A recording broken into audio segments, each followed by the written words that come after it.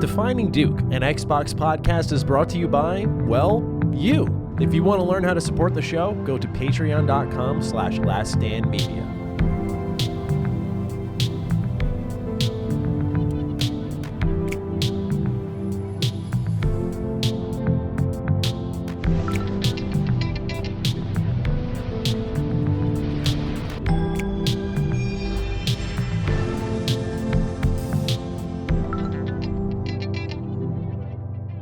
Salutations, everybody. It is Maddie here today, and welcome to episode 135 of Defining Duke and Xbox podcast. Today, as always, I am joined by my co-host, my lovely close friend, Lord Cognito. How are you, sir? What's going on, homie, in the land of baked mac and cheese? We're going to start already. Let's start it early.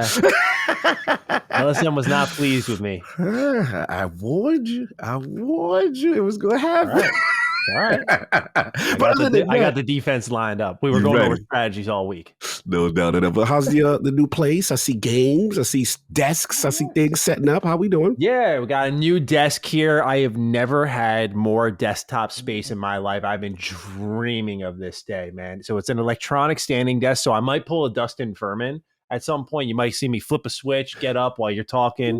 Maybe. I still got to get used to that because I just don't think to use it. I've been so accustomed to sitting all this time. So now I can actually stand and work, which is really nice. I have all wireless set up here. I feel very lucky. It's been really great. I got the retro rebound setup going. For those who haven't checked out the latest upload I'm wearing the sweater for it, Ninja Turtles. You'll see a nice 90s bedroom-like set, and I'm really proud of it. Me and Laylee spent a lot of time putting that one together and really thinking it through. And there's still some work in progress things, some things that people are going to be very pleased with. But otherwise, I'm really happy with how everything's turning out production-wise. I even got a cam link set up to my camera. These are things I have dreamed of as a content creator that I've needed for a long time. Nice. And I'm very happy to have. So, thank you for asking. It's been great so far. No, that's dope. And I wanted to shout you out. The drip has been really on fire lately. So really? What drip? You've been on like a little streak. Low key, you've been on the streak because it was today's the Turtles, the sweater. I'm loving the authenticity, the 84, this the New York City, you know what I'm saying? Yes, then sir. Before you had like a Star Fox kind of joint going on one time. Oh, barrel rollers. Yeah. The kind of sports shirt. Yeah. Fire. Then you had like some Pokemon Gatorade something. Oh, Gangarade. Yeah, you've been in like a bag, like a very. I'm like, all right, I'm gonna have to step up, man. You doing some things right. I'm watching you, man. I'm watching you. Okay, I appreciate you. Inspire me because you always see the thing is you show up with the more. Like you always have a theme. Like you don't just wear a shirt anymore. You have a purpose behind every article of clothes, right? Like Phil has things on his shelf. You have things on your chest is how I look at it, right? So you always have a purpose. And I wonder why you're wearing that Tekken shirt today, sir. Is there a reason for it? You know, we'll talk about what we playing and things, you know. Still things going on. But yeah. No, we're going to get into it. We're going to have a fun show. Ladies and gentlemen, this is going to be a really fun week for us because Xbox and Square Enix have done the seemingly unthinkable. We have an Oblivion remake rumor. We have Transformers video game news. It's literally a week tailor-made for the Dukes. It's unfathomable how lucky we are. So, ladies and gentlemen, thank you so much for tuning in. We appreciate you joining us. If you want to support us over on patreon.com/laststandmedia, you can. You'll get early access to the show as well as access to Defining Duke Ultimate. Our Defining Duke supplement, episode 116, just went live. We called it Let Us Dream a little bit. We sat down and we just talked about games that if Xbox were to really, truly dive into a backwards compatible library from Activision's vault, I should say, what would the games we want to see come back be? And so we picked 3 each with an honorable mention and just went off for about an hour. And so it's a really fun episode where we just imagine beyond the mobile games, beyond the PC client, what could be. And so it was a really fun time. Cog, what is your DDU review, sir? Oh, loved it. I like that one specifically because it seems like we spoke some things into existence. We did. And I got some feedback from that DDU that was really positive. Yeah. Yeah, the last 2, we've seemed to have really struck a chord with the audience because a lot of people love the handheld episode. We're still getting replies for that one, I noticed. That was nice to see. Because, again, we go on a bi-weekly basis for DDU. So when we see some consistency, it's like we know we did something right. No, for real, for real. Loved it. Ladies and gentlemen, thank you for tuning in. We got a lot of Patreon write-ins this week. Thank you for that. But we also have a couple new mobile reviews. You can submit these over on Apple Podcasts, or you can leave a 5-star review over on Spotify. We appreciate it. We're trying to grow our mobile front. For those who don't know, our YouTube has been doing fantastic. We really appreciate that. I got to move my light. It looks like I have like a floating giant dong on my chest right now. You see this? You see what's going on here? We visualize it. Now I can see it. Look at that. I gotta.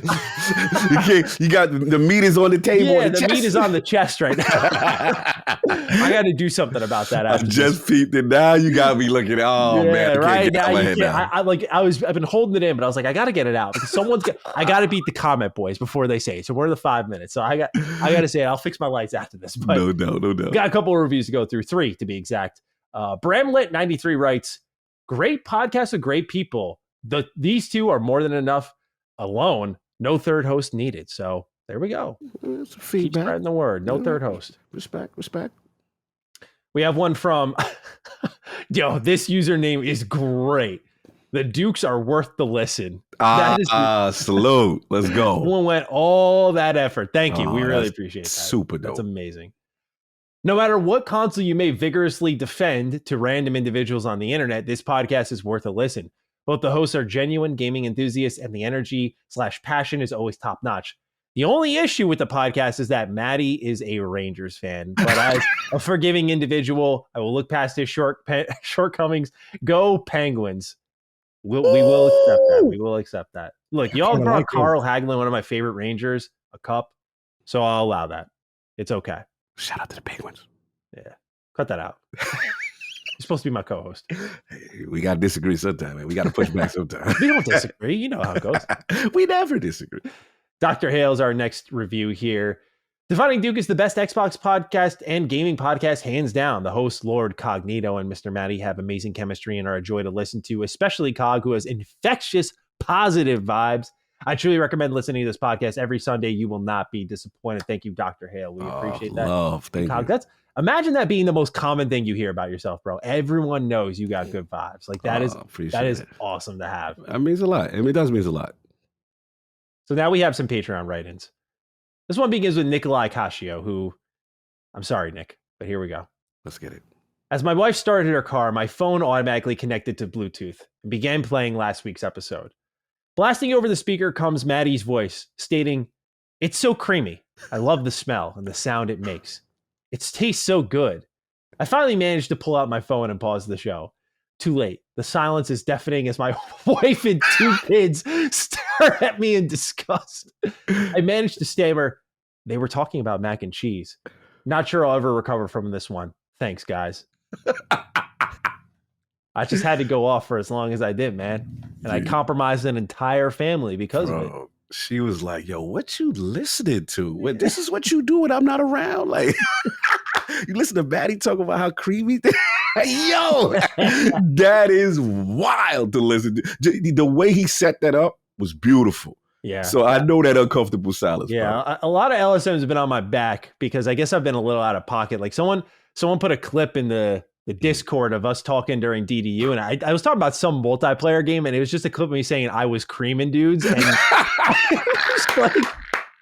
I'm just on a losing streak right now. You can be pause-worthy. Yeah, I just be like, oh, because in my mind, like, King does that to me all the time. That's how Lord Beefy and all this stuff, Cognito, he gets me. So I'll be like, oh man, I just gotta hold it. But sometimes I roll with it because it is absolutely hilarious. I'm glad I'm getting clipped for things like that. That's nice. All right. It's not just Nikolai who I compromised. It's Magister DeVita. Greetings, Macaroni in the Pot, Maddie, and Southern Charm Cog. Hope all is well in the realm of the Dukes. I'm reaching out to you today due to the slander that was placed against my eating habits. Now, I can completely understand having a difference of opinion when it comes to macaroni and cheese. But to be called a fool, a psychopath for my enjoyment of a nice, firm, baked, and crunchy sheet of mac and cheese, well, then be fighting words. Now, Maddie, Cog tried to warn you, but this black member of LSM's community takes umbrage with this glove being thrown. You see, my personal preference for whenever I order or make some mac and cheese, I need that thing baked to the point that I can cut it like a cake.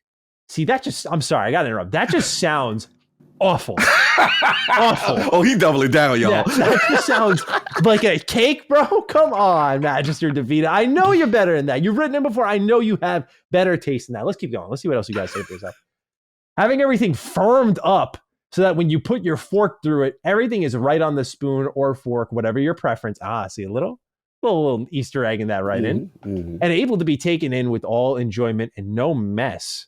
Not to mention, you can put any type of fixins inside it, making it so that it's all baked in together to complement each other. It doesn't matter if it's lobster, bacon, shrimp, or hamburger.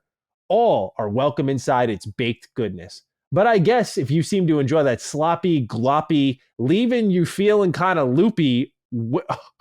Yo, he wilding for that one. Whap sounding mac and cheese. That's crazy. I guess there's not much hope for saving your taste buds. But to me and the cookout, baked mac and cheese is the way to go. I sit down at the restaurant looking forward to a nice piece of mac and cheese, but when it gets to my table, I'm eating mac and soup the other day.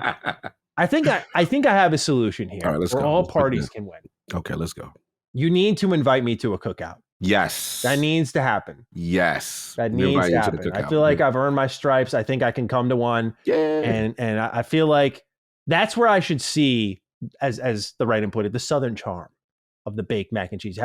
Maybe I'm just having this New York baked mac and cheese. That ain't it. Yeah, bro. You ain't had that Southern, that cookout energy. Like the cookout is where it's almost like a foodie's like bazaar. Like people will someone bring a plate through, right? And then you get the distinct versions of stuff, right? And you'll realize like, yo, I've never had mac and cheese prepared this way. Like this again, I was with you. I was the Kraft back in the box kid for a minute, but you get to the cookout, and, someone grandma done pulled up or someone, aunt pulled up, and you're like, oh man, so we got to invite you to the cookout. I'm gonna hit King up. Okay. Next one. You know what I'm saying? Because usually we do the geek ones, we do different ones. Right. We got to have Maddie come. We're going to send the invite out, y'all. Don't worry, LSM fan. We got him. We're going to take care of this travesty, this man. He has to experience different things. Bro, all I'm saying is I might lose my mind if like I see you walking across the yard, you got a single plate and there's this solid piece of mac and cheese in a square on there. And you're like, here, Matt, here it is, bro. Enjoy. I ain't gonna do you like that. What we do is you get the whole plate. You get your little potato salad, mac and cheese, get ribs, chicken, whatever your favorite. And it's a thing. The plate comes out looking real dominant. There's all this variety. I'm telling you, man, it's a thing. So we gonna set this up. We gonna take care of a board. I got a really good laugh out of the write-ins though, because our man Rand caught a stray. Like someone tagged him on Twitter and called them bland Alcor and said, I got taste like him. I'm like, bro, why you gotta bring Rand into this? Bro, Come on. Destroying Rand. Like, what's funny is I got co-hosts and friends that have very interesting personalities. We're talking about Jez right now. Yeah, Jez is one. Rand is one with the bland with no spot. Ebontis, who I'm going to see at GCX. I'm flying out there tomorrow. He is the no condiments, no spices. He is like a dry burger. Yeah, bro. No ketchup. He is the purist. So me and Travis will tease him crazy. So everyone's got their little pocket, and you obviously you're very particular about your mac and cheese, yes. And the way you consume it and what utensils you consume. Oh, yes, my bad. My apologies. It's all good. We're gonna get it done. Saying, one day you'll have a bad food take, and I'll be there to catch you when you fall. I do. They got me on what they get you on? I feel like me and Colin share this one. I drown stuff in ketchup. Like they. Oh really? Yeah, and they kill me. He kills me. Oh no. With Are you sure you want to do this? Let's do it because I'm the dude that will ask for A1 at a high-end steak. And he's like, no, I don't think that's that bad, personally. Bro, he's like, that is despicable. Oh, he thinks I don't like A1, but that's I wouldn't judge you for that. They kill me. I'm like, can you please pass the A1? I'm that guy. Like I like the little sauces on it. But anyway, so I gave y'all one LSM. Y'all can come at me so we can keep this fair. You know what I mean? I must have really gone astray if we're just getting my back with a cell phone. Facts. Let's get some love in the building. Alexander Lucas writes in, what's up, Maddie and Cog? I wanted to give you all a 5-star review. Listen, I've been a patron of LSM for 2 years now. Yet I've almost exclusively listened to only PlayStation-centric content, but now with Starfield just on the horizon, my interest was piqued. I turned to no one else but LSM's very own Dukes. Now, I don't know if I'm catching a stray here, Cog. You let me know what you think of this. All right, let's go. I've come to enjoy Maddie's viewpoint. I'm overthinking this one. When I was putting this in, I was like, what do you mean by that? Like he had to learn to get used to you. Yeah. Like, you what wasn't. mean by that? That is a slight stray. That is a slight stray. I will give you that. That is a slight stray. But continue, Alex. Continue. Coupled with Cog's enthusiasm, it's a breath of fresh air. Let me iterate. I'm a hardcore Sony pony, PlayStation fanboy to the core, but I've always wondered if the grass is really greener on the other side, and boy, is it. You guys have single-handedly convinced me to purchase a Series X in anticipation of Starfield. I know Xbox has been in a rough patch recently, but I'm starting to be convinced they're onto something big. So in the meantime, I'm going to enjoy some wonderful God of War and some other amazing Game Pass offerings. I think it's Gears of War. Yeah. My bad. Yeah, you good. Gears of War. My brain was in the PlayStation land over there. Mm-hmm. Gears of War and some other Game Pass offerings as I eagerly await Starfield. Thank you for all you do. I hope that was pithy enough. You boys stay safe and keep the amazing content flowing. So look at that. A little bit of conversion there. We don't have to be enemies. Yeah, I love these type of comments because, again, I love the honesty of, hey, yo, I'm just in this one ecosystem, but because of y'all, I'm thinking about even at least trying or being open and receptive to it. Mm-hmm. And that to me is dope. And I like to know, the thing is, it's like the first LSM event we went to in Butler, and we went to the park, and people were coming up with us. Great. And I love to know what is the thing that has you interested.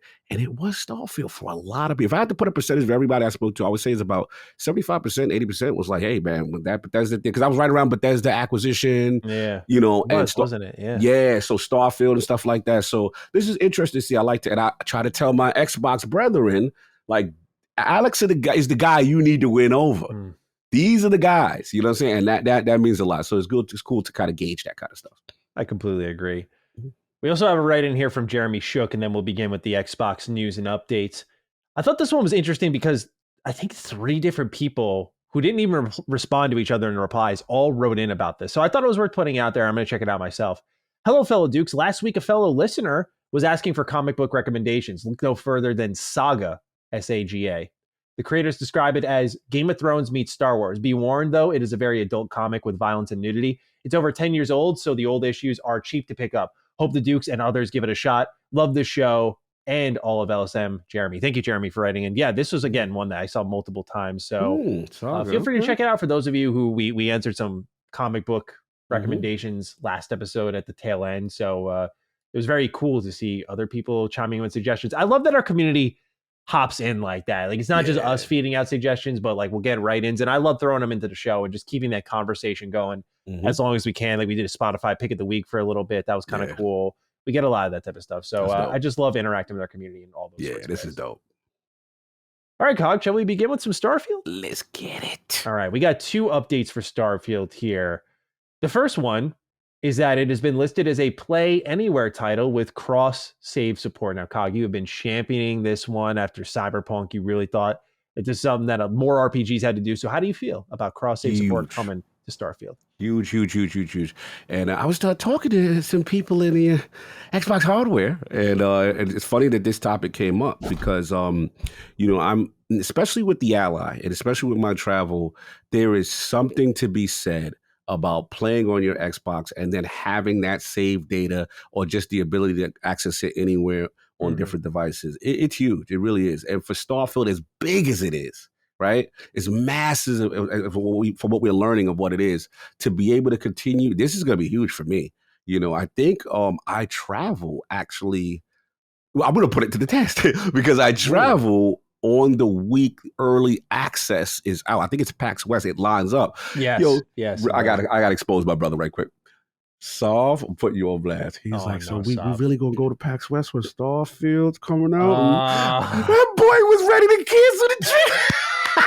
That boy, Starfield, he's like, I said, well, we could bring our series. He's like, but I'm saying the early access is out. Yeah, so I gotta put you business. I can't blame him. I've made business decisions like that in the past. Let's just let PAX West fam. Saul had no problem missing y'all. And then we had to convince him. That's my bro. He pulled it together.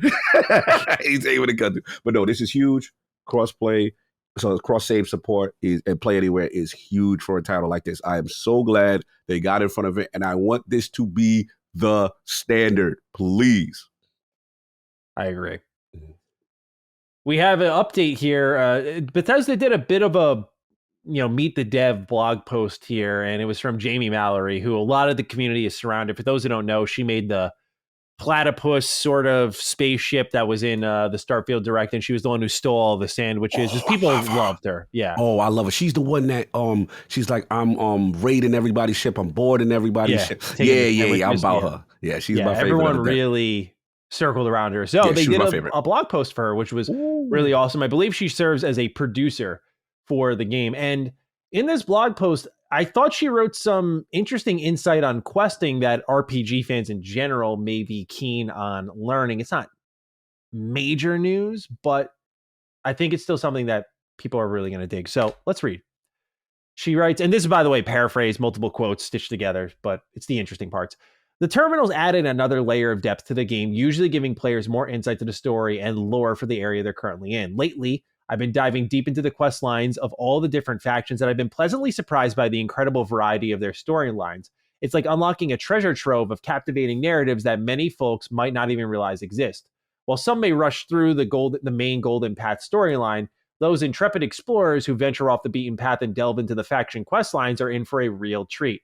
The amount of content packed into these faction storylines is truly astonishing. It's like embarking on a grand adventure within an adventure, where every choice you make and every interaction you have shapes the course of the tale. The character development, the plot twist, the moral dilemmas, I've been completely hooked. These games offer a chance to delve deeper into the game's rich lore and uncover hidden gems that add layers of depth and excitement to the overall experience. So, my fellow gamers, I urge you to take a detour from the main storyline and explore the fascinating world of faction quests. Trust me, the rewards are well worth the extra time and effort. Prepare to be enthralled by the intricate storytelling and immersive gameplay that awaits you. It's like unwrapping a surprise gift within the game itself, a gift that will leave you with unforgettable memories and a renewed appreciation for the boundless creativity of the designers and game developers. Happy questing. I just thought this was interesting, particularly for those of you who are looking for choice and consequences, because she mentioned how there were diverging paths and seemingly different outcomes for these faction storylines. And to me, this is like the last thing that's on my list that Starfield needs to do, which I'm not expecting it to do, by the way. I don't think for a game its size and scope and scale, it's going to have massively diverging quest lines. If it manages to do that too, on top of everything else it's doing, this will be the best Bethesda Game Studios game ever made, hands down. And I have no problem saying that early, not because I think it's going to be, but like, look, if they manage to do something that they haven't really done since Fallout 3. Yeah. I mean, you get a choice in the Skyrim faction quest line with the Stormcloaks and forgetting the other one. It's been so long. I never play the main story for Skyrim anymore, so pardon me on that. But the Imperials, that's who it was. The Imperials, yes. Yeah, you get that choice, but otherwise, that's it. It's always an adventure. So if somehow BGS just pulls it out of their ass, man, and says, like, guess what? And you can choose how these factions end up. I imagine they both end with you being a leader, but if you choose like who lives, who dies, that type of stuff, and they pull that off, man, it's gonna be tough to beat.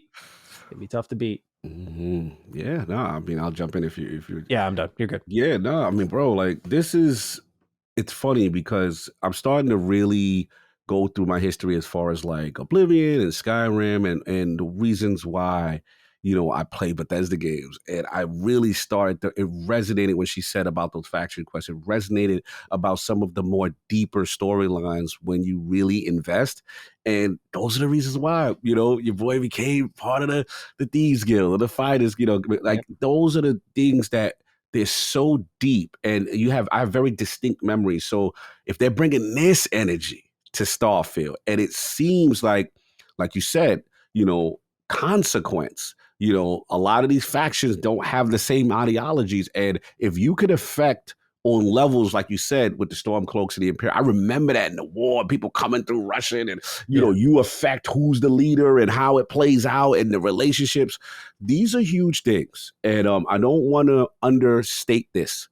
These are why the worlds feel lived in and they feel organic. And Yeah, this is truly why I fell in love with that. And the fact that they're doubling down on it. She's like, look, don't not play these things. Like, you will see some of our best content in this. That gives me a lot of confidence. Yeah. And honestly, that's been par for the course for BGS. Like, their faction quest lines have always been leaps and bounds better than their main story. Like, I've liked their main stories. I thought Fallout 4's was good. Fallout 3's was really good. Oblivion's I think is a classic, but yes. I just gotta say that like the faction storylines are just always, because they're independent, they're isolated. The whole game's not based around them. They're just cool things you get to do. So the writers just cook. Yeah. And they make awesome shit. Yeah. They literally have a Danganronpa ass moment in the Dark Brotherhood in Oblivion. It's amazing. Mm-hmm. It gets crazy. Oh yeah. I love it. Love it. The Dark Mother. Hideo Kojima has been spotted with Xbox's marketing team. He posted this on his official Twitter account, a photo with them. Daniel J has the write-in. Greetings, Dukes. This one's a bit timely, as I just saw it was posted today, but Hideo Kojima just posted a picture of him and the Microsoft marketing team in the famous Luden's room. This reminded me of his long-awaited cloud-based game that's supposed to be arriving to Xbox. Given all the talk of how badly Xbox needs exclusives, I find it interesting how people leave this one out. An innovative game that utilizes cloud could be game-changing for Xbox. What do you guys think about the potential for this game, and what could it mean for the platform? Keep up the great work. You guys are killing it. P.S. Maddie, you'll be happy to hear I just started playing Persona 4 Golden the other day, and I am loving it. Can't wait to get deeper into it. You enjoy, Daniel. It's a life-changing video game as far as I'm concerned. Cog. Of course, we'll get into the meat and potatoes of the game and our expectations and how it could shift the landscape for Xbox in Japan, but spotted with the Xbox marketing team. Not just the team visiting, the marketing team. What are they cooking? What are they preparing? And when do we see Kojima's game? Because you and I were chatting behind the scenes, but the stage is yours, sir. Yeah, man. I think we're getting ready. We're getting ready for some name announce, Obviously, Gamescom is coming, soon. So that could be a possibility. And also, we know the Kigleys, right? But I think it's time that, the first announcement was just like, hey, he's working on something for us, right? But now it's time to say, okay, what that is. Now, I'm not going to go to the far like, oh, we're going to get a gameplay reveal. And I'm not going there because I still think we're still a ways away. At least I would assume we're a ways away. I hope I'm wrong there. But I do think it's time to say, okay, what is the name of said title? Maybe that, that JPEG, that PNG. We get an idea of what the universe, the style type of game it is. He talks about a little bit. And it kind of reminds me of like, I remember when Death Stranding was announced, like, you had the BB and the bike, and we're like, okay, what the hell is going on with this game kind of thing. So, I think we're going to get title, name, presence, genre, and maybe an image here or there and just some art style direction kind of thing. And then he'll go in the cut for a while. And then when it's time to reveal actual gameplay, we'll see him again. So Gamescom probably lower end. I still say Keighley's possibly, but you never know. He's with the marketing now. Like, you never know. They could be ready to go. So what do you think? I'm going with Tokyo Game Show. I'm taking forgot about that. Yeah, yes. I'm taking the easy answer here. Smart. Honestly, I think it's got to be Tokyo Game Show because Xbox has had a steady presence there, but they're always doing like the late arrivals there. Like, oh, we got 1 year was Danganronpa, 1 year was the Somnium Files, I think Scarlet Nexus. And their announcements, don't get me wrong, and they're exciting for Xbox fans who have been waiting out on those things. But I think personally, dude, it's got to be there. Like that feels like the place for it. I mean, he could announce either of those two, though. I think the Keighley's is an easy pick, too. So it's got to be one of those two. If they're meeting up with the marketing team, they're planning something. I think title card reveal is probably pretty accurate. Yeah, I think you're right too, because obviously we're going to talk about Final Fantasy, and it could be a concerted Japanese. Yeah, funny timing, push. Right? You're right. Why am I not thinking TGS? Professional. We'll see. I don't know. I don't know if I'm totally right. It's almost so easy that it's. When are we ever when is it ever that easy for games? Right? Like, where you going? Like they'll announce it on just some random Thursday in November instead. We gotta play it out, but I like your choice. Aura History Untold by Xbox Game Studios Publishing and Oxide Interactive is now arriving in 2024. So add that one to the list of games that is coming from Xbox in an exclusive capacity that year. So it joins the likes of right now Hellblade 2, as well as Avowed and a few others out there. So that year continues to fill out, which is pretty good because this has been a pretty full year for Xbox too. So just one more wrinkle added in there. Any excitement for Aria History Untold, kind of that Civilization, Age of Empire style game? Yeah, I mean, it's too many for me to get in. But I know the genre. I'm looking at it right now. What I remember, it looks cool for that genre. You know what I'm saying? I don't know if it's something I'm gonna rock because I usually don't get too deep with those type of games. But yeah, it's in that Civilization pocket, time period pocket kind of thing, strategy game.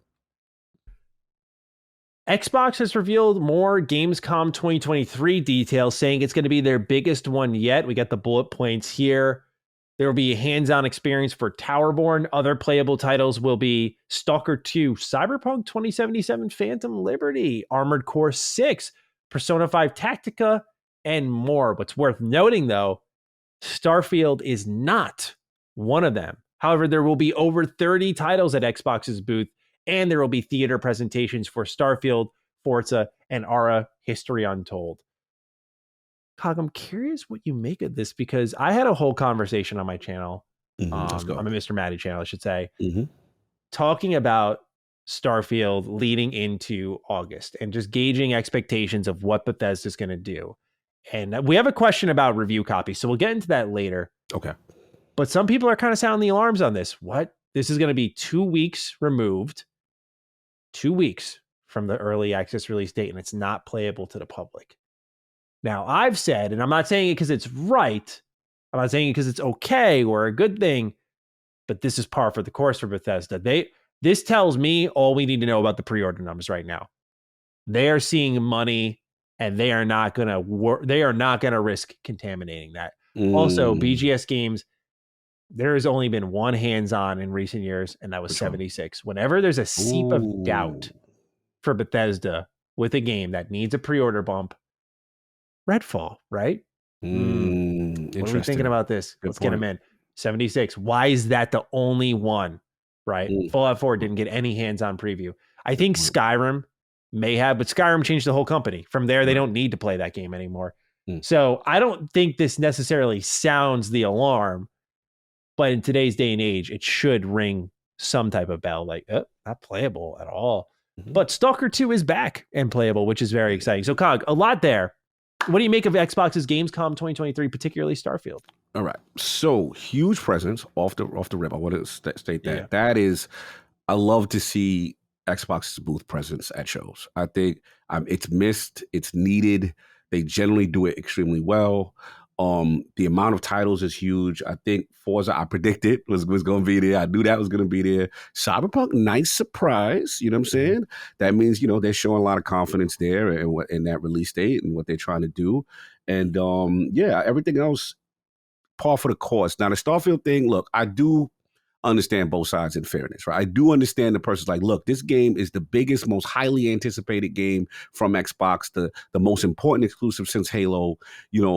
Why are we not seeing? There's even talk about, I don't know if we're going to get into it later, about the marketing of Starfield. I don't know if that's what. No, that's not a question. So yeah, I'll talk about that too. This is a huge, huge civil war in the community right now in reference to, is Xbox doing enough to promote this game? We're so close out. And I do understand the aspect of someone saying, you're looking at Spider-Man, you see it on trains, buses, you see consoles, you see, you can rip the wings, you got the controllers, right? And people want to know, like, hey, why doesn't Starfield have that energy? And I think that's a valid thing. And there's another part of me that says, okay, fair, but they also just had arguably, about a month or two out from the Direct, the Starfield Direct? Yeah. Where it was one of the biggest showcases of a game, and I gave them tremendous credit for that. So the truth, the jury's still out on the marketing part because obviously we still have, Starfield Edge Runners running around right now, right? Which is the animated, they did do something. Maybe there's still more, but people want more of a presence. And I'm very curious the mentality on it. Even one thing I will give them slack on, I do feel there should have been a console. That was a slam dunk to me. Yeah, that was weird. The controller is great. Like, this thing is incredible. But that's all the more reason why a headset and a controller, but but not no that console. I mean, especially looking at the style of this thing, Oh, man. it's yo, and the headset. I They don't know even if you got the great grips on the back. Oh, yeah, nice. and the headset has like very specific sounds when you pair it, when you turn the volume up. I'm just starting to use it now, and it's amazing. So the console was a miss. Now back to this, not playable on the floor. I'm going to defer to you, Matt. I'm with you because as any other title, right? And this is not to make excuses. We justifiably like, yo, bro, where's it at? Yep. Why is it not there? But we got to look at the track record. We got to look at the history of how Bethesda operates. And for the most part, they're still operating independently, just with a little bit of Xbox backing now. Well, not a little bit, a lot. But the thing now is they're that close out. They are going to keep it close. They have the opposite mentality. Yep. It's almost like when they're confident, no, you're going to see. Yep. When we show you, we're going to see. And I remember in the past, I've kind of liked it like that with them, where I was like, I don't want to know. I mean, we got the direct, but I don't want you to hands on everything. You know what I'm saying? Mm-hmm. So look, I do think this is par for the course based on how they move. Yeah. Still not alarmed yet. The only thing I will give them smoke is I do feel more marketing should happen. I will say that. Yeah, that's something that was like an early question for us with Starfield and really Xbox in general when the show was first created was, where's the Game Pass marketing? And I remember specifically us saying, let them make games to then promote. But I'm surprised, like, we just don't see after a big game or something like that, a clear Game Pass commercial. Like, I don't know why, with it hitting as many screens as it is, Xbox has yet to be like, let's make a straight up, unless I have not seen it. But I don't know why we're not televising, not just the little logo on the bottom of the screen after a game trailer plays. I'm talking a fucking raw Game Pass trailer to put it out there to the masses and go, all these cool things you just saw, $15-$16 a month. Boom. Why that isn't happening beyond the occasional YouTube ad or whatever. Like, I know internet marketing is super important, but I just think there's more reach that they should be going for. I agree. And because I think when you market Game Pass, you're also marketing something like Starfield. And so not seeing both of them on a mass level is kind of frustrating, but I'm going to give them to like the second half of August. I think that's when they're going to start cooking and really turning things up. But Bethesda Game Studios has, when they have something they really like, since Skyrim, which has just been Fallout 4, they're very protective of it. Yeah. And some people thought that was devious because Fallout 4 let a lot of people down. So I love Fallout 4, but I mean, I get it. So yeah, it's definitely for some people a little too familiar what they're doing here. And I think it's fair to be skeptical.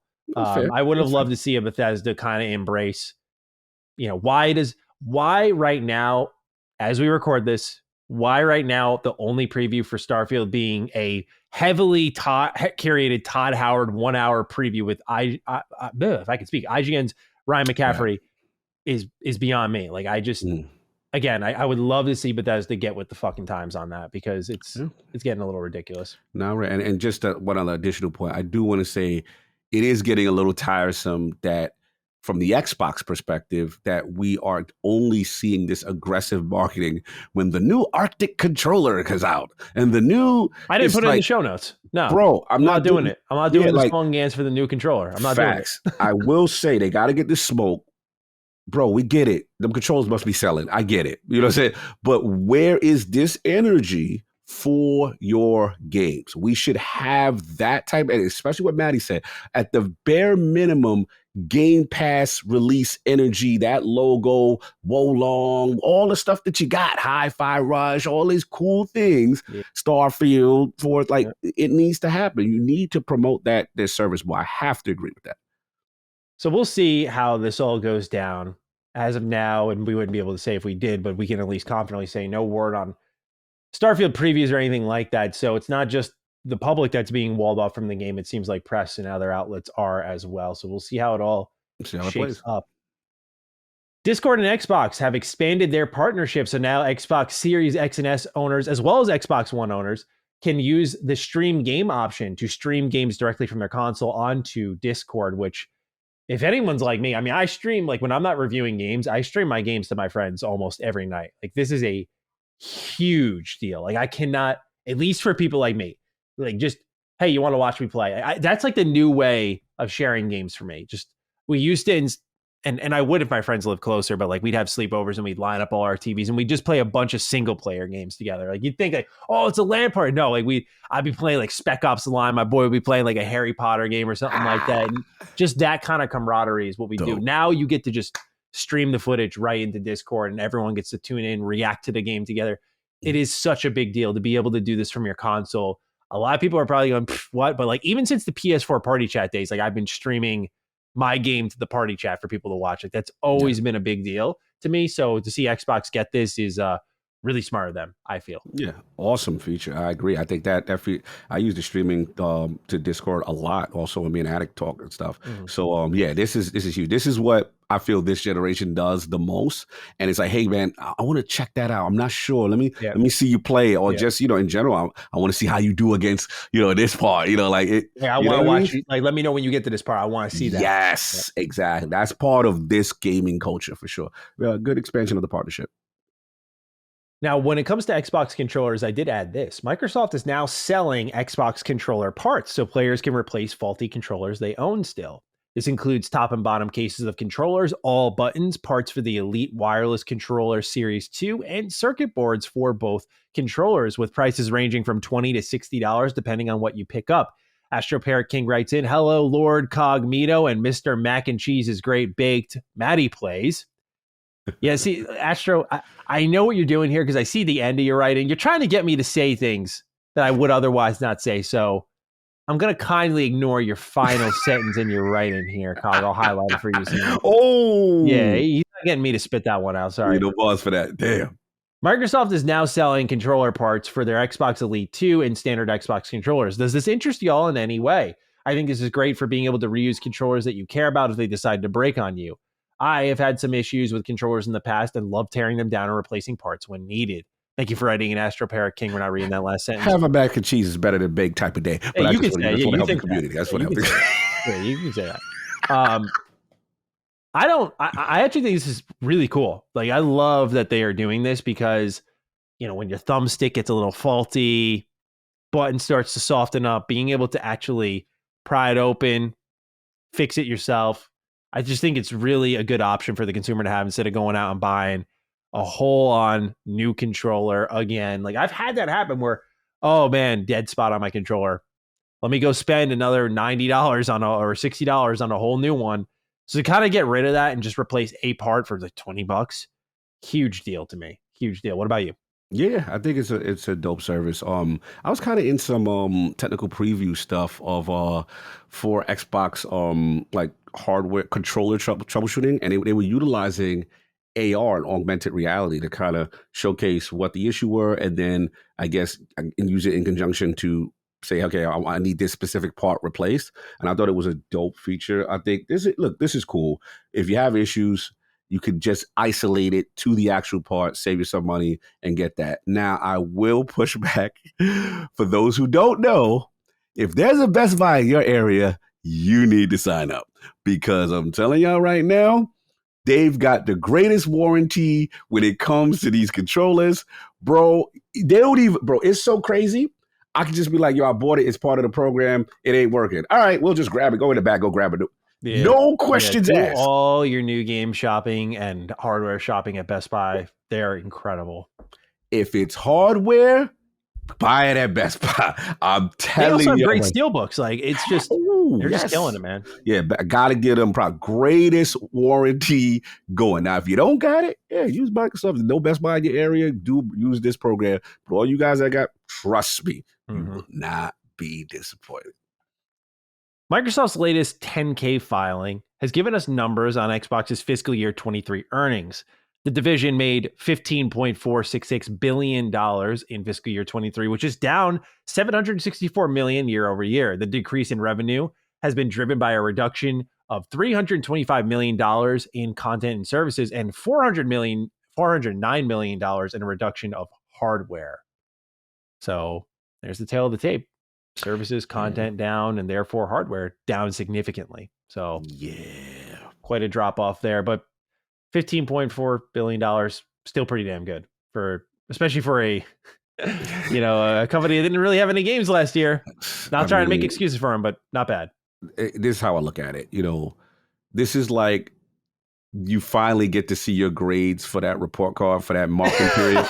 And you know damn well, in school when you knew you was messing up and You're you like, all yeah, about I got like one too many 70s. I don't know. Fact, it's that 65, 70 energy. Like, you ain't passing. Like, come on, you ain't had no games. Like, to me, I am amazed, like I will continue to say, that they would treading water or up on anything when you have the year that you have in 2022. And no disrespect, we love Pentiment, we love Grounded, we think they're great, but they are not moving people to get consoles and services, right?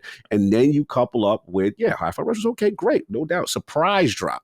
Yes. But then we have Redfall. So according to your marking period in school, you were not passing. Now we expect that hopefully to change if Forza Starfield and the things that we expect later this year, maybe Call of Duty, and hopefully the grades improve on the financial side. Yeah. Yes, let's hope.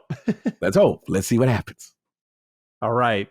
Venmo. You can now use this to buy new Xbox games and Xbox Game Pass subscription. Microsoft has partnered with PayPal to bring Venmo support to the Microsoft Store, and Xbox Store now even have split payment options. So I just thought this was a good one for people who get paid this way. I actually pay one of my artists through Venmo. So just a little shout out to that. I thought this was a cool option that was added for those who utilize Venmo a ton.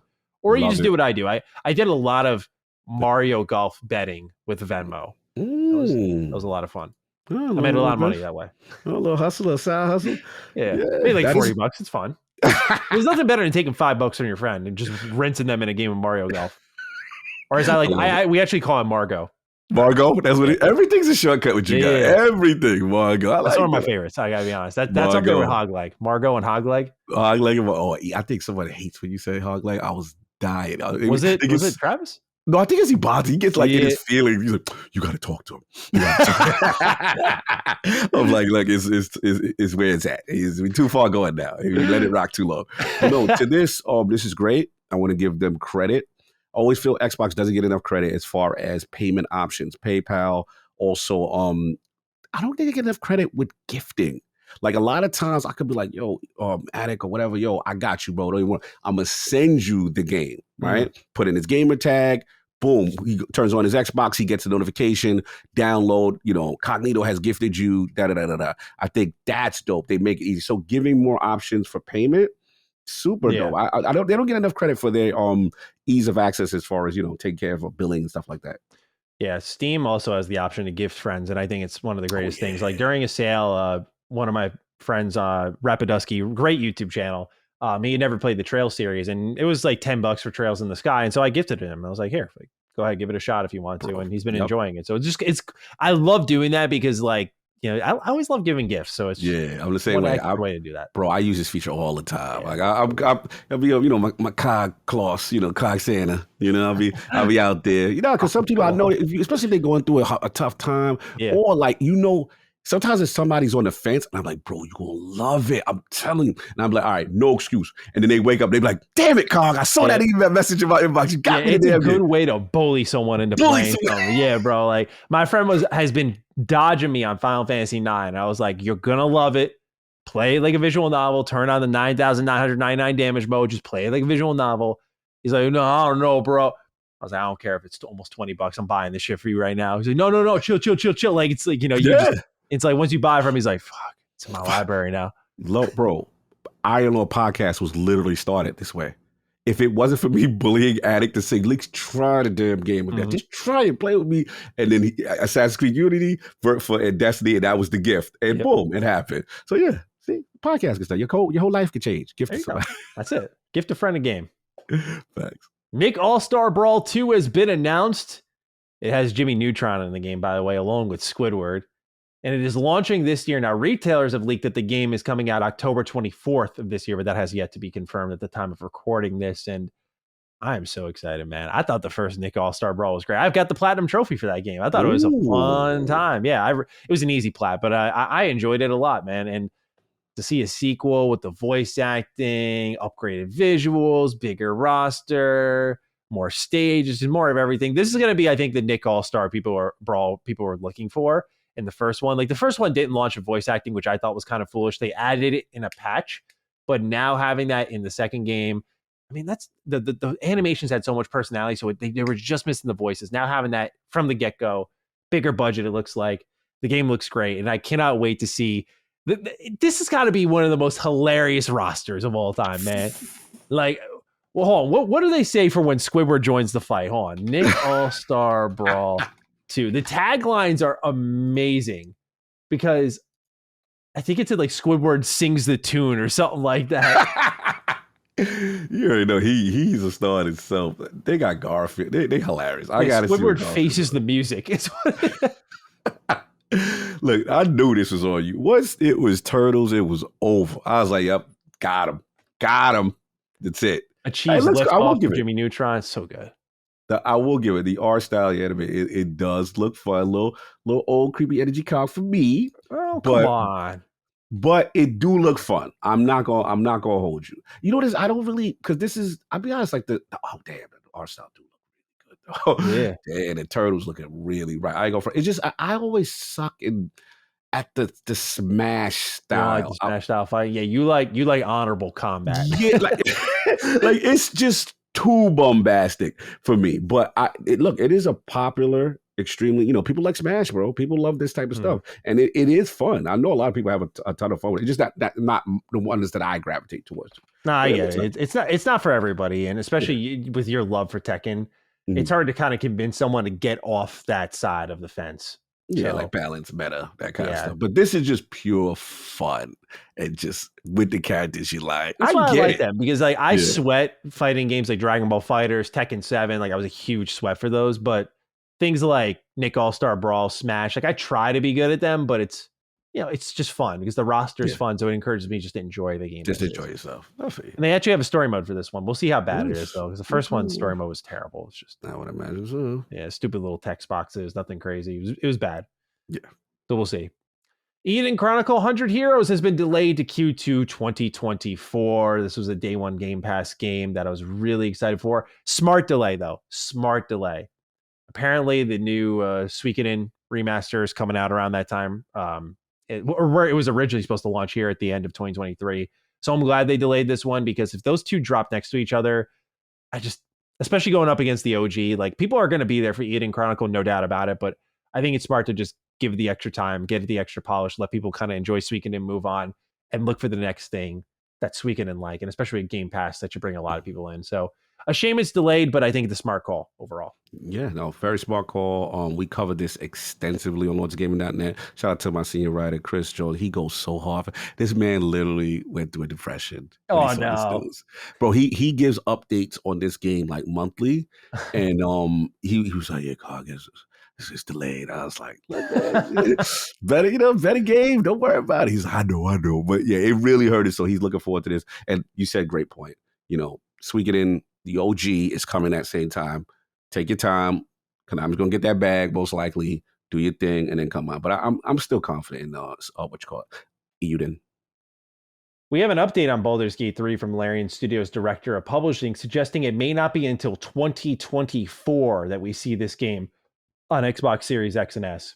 In a reply to a tweet, they wrote, "Hello, friend. We've said this many times in the past that the issue is getting split screen working on the Series S, which is taking more time, but is in progress. This is a huge technical hurdle, but we are unable to release the game on the ecosystem without this feature. Far from being exclusive, we have no exclusivity deal that prevents us from launching on Xbox. The issue is a technical hurdle. We cannot remove the split screen feature because we are obliged to launch with feature parity, and so continue to try and make it work. We have quite a few engineers working very hard to do what no other RPG of this scale has achieved: seamless drop-in, drop-out co-op on Series S. We hope to have an update by the end of the year," end quote. So I won't lie, longer than I thought it'd be. And this sucks for Xbox fans, because I wonder, because they said that they have to launch with feature parity, but I wonder if they could have just launched on Series X and then handled the S version later, but I guess not.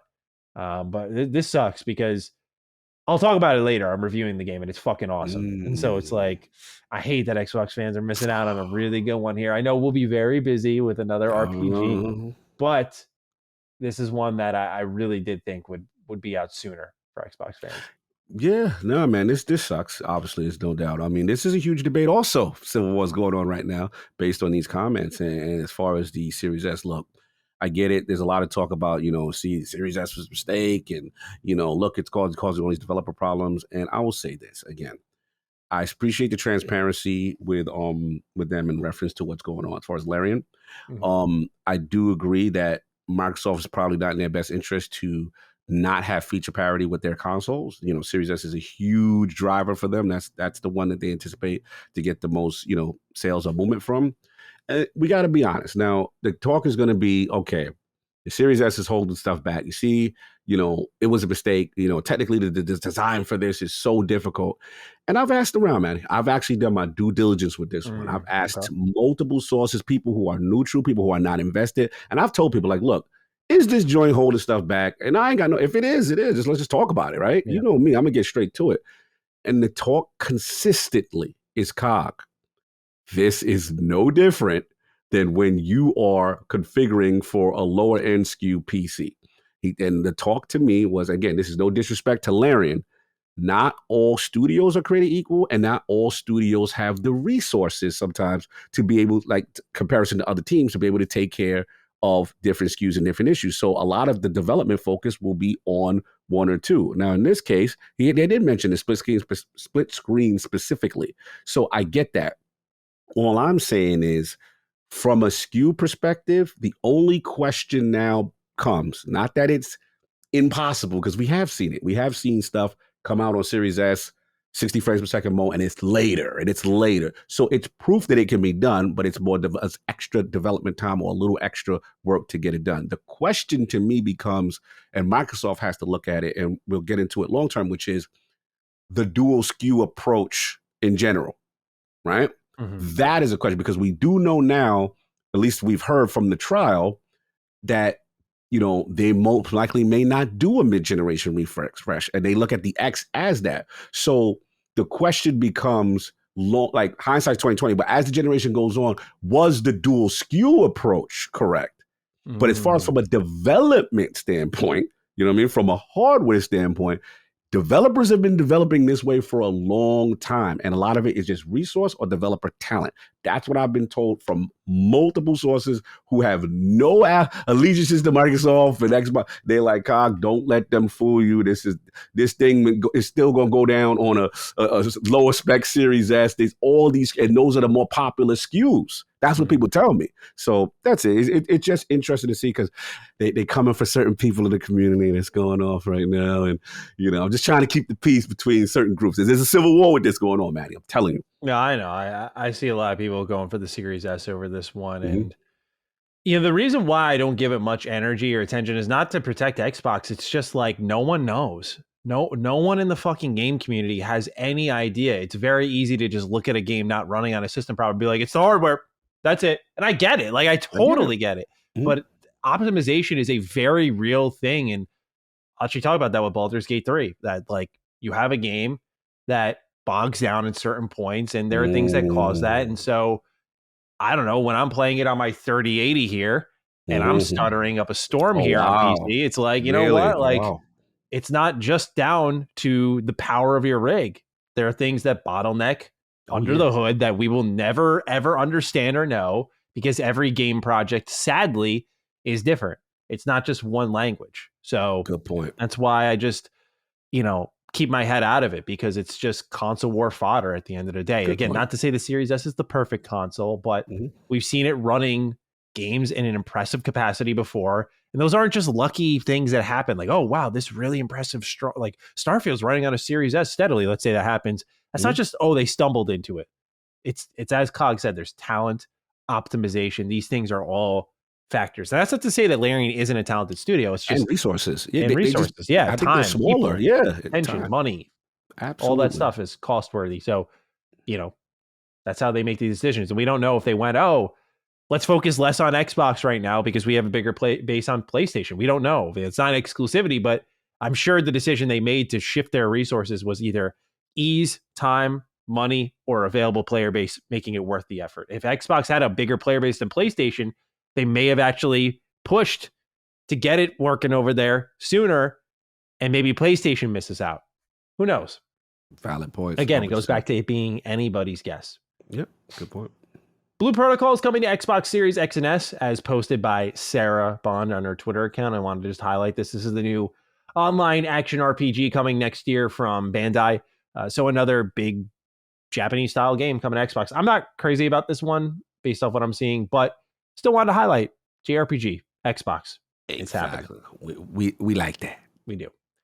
Sea of Stars has gone gold. We've been talking about this last few weeks between the Game Pass deal, PS Plus deal, and now it's gone gold. So it is officially good to go as they work on any last-minute updates. But very excited for this one. It comes out at the end of this month. And again, day one Game Pass. So if you like Chrono Trigger, you should be there day one. If you never played Chrono Trigger, it looks like you should still be there day one. I'm hoping to review this one, so I can't wait. Cog, I wanted to throw this one in here because I always, we're an Xbox podcast, but we're also a gaming podcast, and I just wanted to talk about this with you, man. Are we going to go punching up? Yeah, we're going to do a little punching up here. Switch 2 report from Video Games Chronicle. Currently, the Switch 2 is scheduled to launch during the second half of 2024. It will feature a portable mode similar to the Switch. Backwards compatibility is currently unclear. There will be an LCD screen. It's going to support physical cartridges, so no disc still. And dev kits are in the hands of key partners. Now, VGC has been spot on, so I feel like of all the Switch 2 reports, I feel like this is the one I want to run away with a little bit here and just dream a little bit. Let's go. The Cog. Yo. What do you make of backwards compatibility being unclear? I'm like, I saw that. I was like, Nintendo, what are we doing? We're going to do this again? Bro. This is the Wii U kind of moment, right? Like, it's like, oh, yeah, we're going to keep it in line with the previous hardware. We're going to iterate a little bit, but you're not going to be able to use your old games on it. And so people thought the Wii U was just a revised Wii, which it technically is, right? But they just thought it was like another fucking Wii. And they're like, oh, I'll wait for the next new Nintendo console, right? Like, this isn't the brand new thing. And that's why it sold like 10 million units or something astonishingly low like that. So it looks like this one has a little bit of smoke to it. Where there's smoke, there's fire. So what do you make of this report here from VGC on the Switch 2 portability still being an option, which I was very pleased to see as well? Yeah. Disclaimer, because Nintendo, look, I'm just saying, kid, but I got so much respect for Nintendo. To ignore what Nintendo does is just stupid, and bro, like they've got it, right? They've got the games, they've got the zeitgeist, they've got the childhood memories. But we got to call it like we got to call it. If these things are to be true, this is the most anti-consumer stuff I've ever seen. Like, bro, they know you going to buy. They like, we're not going to give you, let's just say the rumors are true. We're not going to give you back compat. All that stuff, you going to buy it again, and you going to buy the new version of it with little, bells and whistles. Edition. Bro, Mario Kart 8 Deluxe. Like, I see when they took Virtual Console away, they already had Virtual Console with all the games you can access. It's like, now we're going to put it in this service, and we're going to drip feed you, and we ain't going to give you all the other stuff that you had already. We're going to drip feed you some little stuff here and there and not still give you the fan favorite. Bro, this is the most anti-consumer company. They get away with it because they're cute and adorable and we love them. Yeah. But, bro, you know what? You had party chat. Voice chat. One of them joined the joint before. These guys have it built into the Switch to be able to do on a hardware level. You can do voice chat on the Switch. They don't enable it. And they out here with the cans and the string, talk about connection thing, the 6 different devices. Did you see that contraption of a device that they trying to tell you that's how you do online play? Come on, Nintendo. Dude, it's something with these companies not valuing voice chat, and I just don't get it. Like, the poorest thing I think I've seen next to this was PlayStation trying to sell me a fucking earbud for the PS4.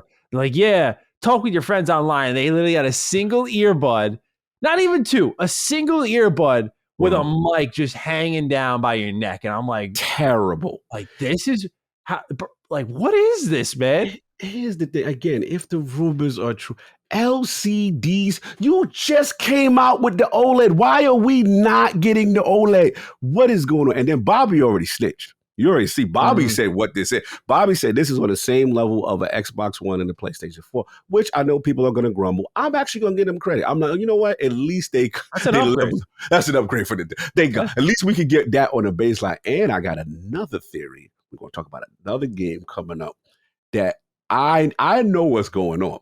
I feel that these rumors are true. I feel that third-party publishers have their hands on it already. Bobby snitched. I already know. But once Bobby put it out there at the trial, yeah, I'm believing Bobby's Bobby. a key partner. Yeah.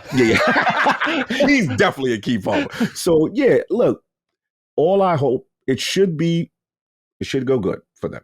People are going to buy all this crap, and I'm going to buy it. I know I'll be there I day know. one. I'm a bend the knee just like everybody. But I just want to put it clear that what they do and how no one bats an eye with them. No one says anything about their processes. But the last thing my only concern, the major other concern, is that to me the Switch was the perfect form factor. You go in, you go out, portable, and I'm just concerned. I don't want. Sometimes Nintendo has a tendency to reinvent the wheel for no reason. Yeah. Right. They try to get too cute and too innovative for they had something, then they do Wii U and then hit and now Switch. I don't want them to go too far from this because they kind of have it. But we'll see. And just whatever you do, upgrade your Wi-Fi, because if there's any deals with Game Pass or streaming, we like you to have Wi-Fi 6, and we like you to be able to do some streaming correct, at optimum levels. That's what I would say. But we'll see. I do believe a lot of these rumors. I do think it's coming, and I think it's time. It's funny because anytime I think of the Switch, I think of probably my all-time worst take. I'm looking at this video title. I had to grab it here. Let's see.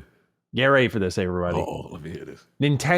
This is my video title. I just need to clarify. I said this. Mm-hmm. Nintendo is slightly delusional if they think that 40 million of the Switch will sell.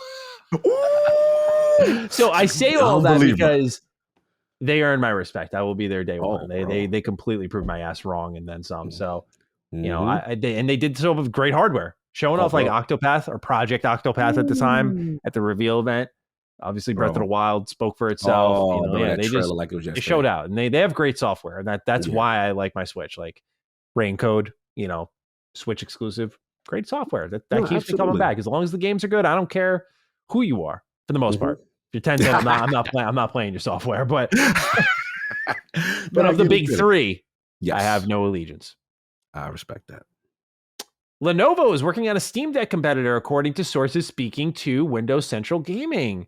So another handheld about to hit the market, sir. And what's our confidence level in Lenovo here, right? I always, when I think of them, we always grow up with like certain pieces of technology, that one individualized experience that defines it for the rest of your life. And I think of it with my buddy Eiyuden. He had a Lenovo, and it was just this cheap kind of laptop that, had like this cool feature. I think you could flip it or detach it. It was some cool shit at the time, but otherwise very unimpressive. Like we were trying to make videos and this thing would overheat. It was just a problematic machine. So for me, my perspective of Lenovo has been painted entirely based off that, where I'm like, oh no, Lenovo is making a Steam Deck competitor. But COG, you're more technologically educated than I.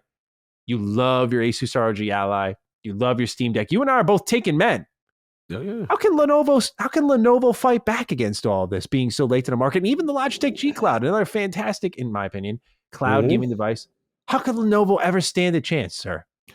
Lenovo, I've had more positive experiences with in the IT world. When I was back in my desktop PC support networking days, and co-op and stuff, and we used to have hardware. Kind of like they were like a vendor at one point. I remember dealing with their support and stuff like that.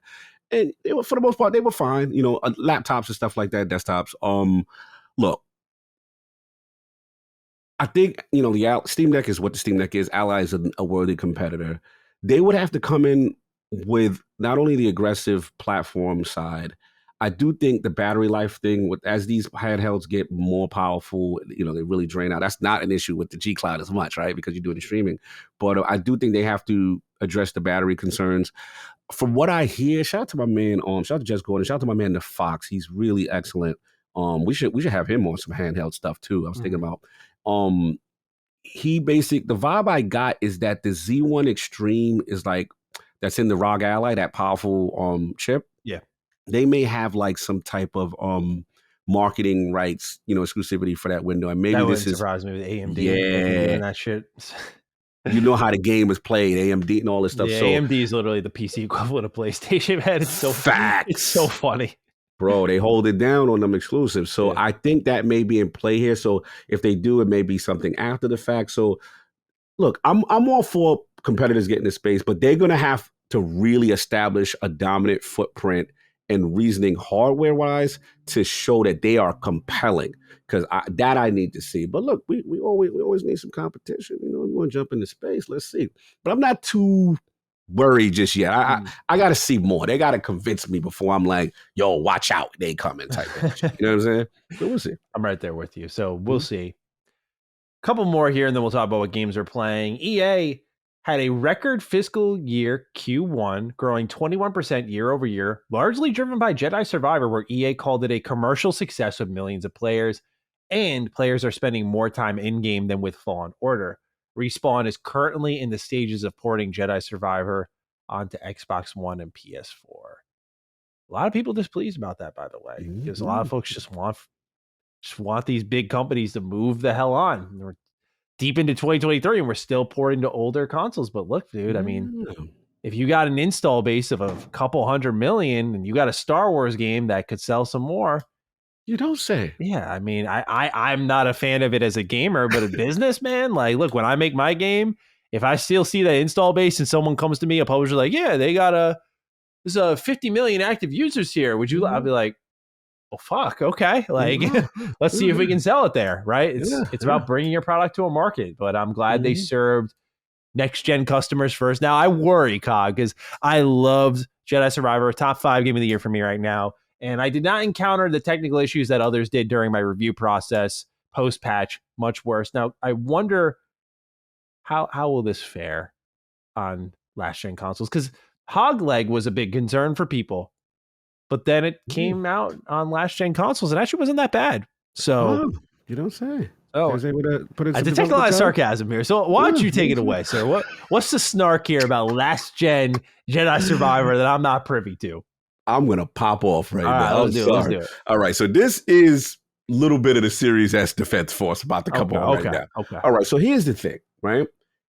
I see where you're going. We were just told, we know about reports about a Switch 2 that's going to be on the level of a PlayStation 4 and Xbox One. We do see that hardware base. We do see how many people do play stuff on the Nintendo Switch and stuff ported down to the Switch, which, by the way, is below the Series S, right? Yeah. So if you said it best, if you have that hardware install base, developers are going to put extra time and resources to figure out a way to put that thing into a little shoebox. Yep. That's what they're going to do. And I find it very interesting, the timing of EA, Maddie. The timing of Jedi doing, which we know had a lot of technical issues, right? Even though you didn't experience it, but some people said they had a lot of technical issues. Then post-patch, now things are better. Yeah, but initially, I should also say for technical experiences, just to clarify, there were technical issues, but like not to the extreme, like barely functioning levels that people were having. Yeah, sorry, I just want to make it clear it wasn't like a seamless thing. Good point. But I just find it quite coincidental and interesting that all of a sudden, now that they had all this success, they're deciding to port it back to the Xbox One, PlayStation 4, which seems to have the same spec as the Switch 2. How coincidental. Maybe they might know a Switch 2 is coming. They might want to put the extra development resources to put one of the most technically advanced games on inferior hardware. So again, this is why I tell people, miss me with this Series S stuff, holding stuff back, because they are figuring out way. They are doing sorcery to put these, bro. When Witcher there is a way. That's what I'm trying to tell you. This has been going on from what I've been told from developers all since PC existed. So that's all I'm trying to say. We got to put things in perspective and be fair. It's about money and it's about where the gamers and the hardware are, and they're gonna get very technologically sound on these lower platforms very soon. That's all I got to say. All right, well, we'll see. But it's good to see as well that EA is trending upwards here with Jedi Survivor, another massive single player success for them, man. Like, it's just really good to see. And kudos to them for going against their old school, roots of, the Madden, fight for the live service. Yeah. They've shown single player. We got to give EA a little something, right? So weird though. Like the worst imaginable sports game producer is putting out some of the best single player games right now. Facts. I gave them the smoke. LSM community when I was on that stage, what happened? They got all the smoke for Madden. Like I was not playing with them. Rightfully so. Mm-hmm. All right, Kai, we got one more here. One more. FANTASIAN from Mistwalker, Hironobu Sakaguchi's studio, for those who don't know that name, creator of Final Fantasy, has a listing on SteamDB. Now, this game is apparently really good, but it's been stuck in mobile hell, if you will. And so now it looks like it's coming to PC, which I'm very excited about. A lot of these mobile games are launching simultaneously on PC. I'm starting to realize they're expanding their base a little bit. And for those who don't know Mistwalker and don't care about Final Fantasy, you may know a little game Maddie suggested. Lost Odyssey came from Mistwalker, one of my favorite JRPGs ever. Again, my best selling point for it, go try it out, is Xbox's Final Fantasy. I really wish they held on to this one. I mean, they did this, they did Blue Dragon. They've just made some really cool JRPGs that I think people would love. And I would kill for them to come back to the console market in the way they were a force, man, with Lost Odyssey. Look at that opening cutscene. I'm not one for cinematics and CGI. Look at that opening cutscene and the transition in the gameplay. And y'all try to tell me that they don't belong in console development. I agree. I'm sure this has been far more lucrative for them, but as a talent, they belong in console development if they have some of that same talent there, especially Sakaguchi. This dude is wildly talented, man. He helped make Final Fantasy. Bro, so, legend. Xbox better pick up the phone, get this game on their platform. I think this is one that they should support immediately. Yeah, I agree. That was the Peter Moore era, man. I got so much love from him. He made it his business to try to at least break ground there and get the talent. So yeah, salute. All right, Cog, it's time to talk about what games we're playing. You, sir, have a much bigger list than I, so I'd love to hear from you first.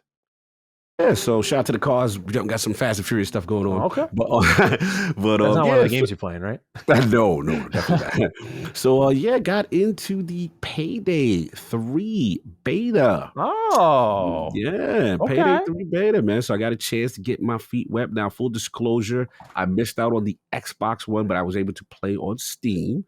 So the thoughts I have are indicative of the Steam experience. So, man, I got something that's kind of funny. Yeah, watch out. I'm drinking something on the show, by the way. On the show, watch out. Be careful. The man is sustenance on the show. Pissy with me when I was eating a sandwich. As someone with severe migraines, I gotta fucking keep food in my system. Y'all gotta understand that. I ain't rude for putting. I asked Colin. I made sure to have my respect check. Some of y'all gotta settle down with me getting really wild here for daring to have a little food on my show here. So pardon me, Cog, as I consume this protein shake. But please continue, sir. How dare you have sustenance to my topic? I'm so wild for this, man.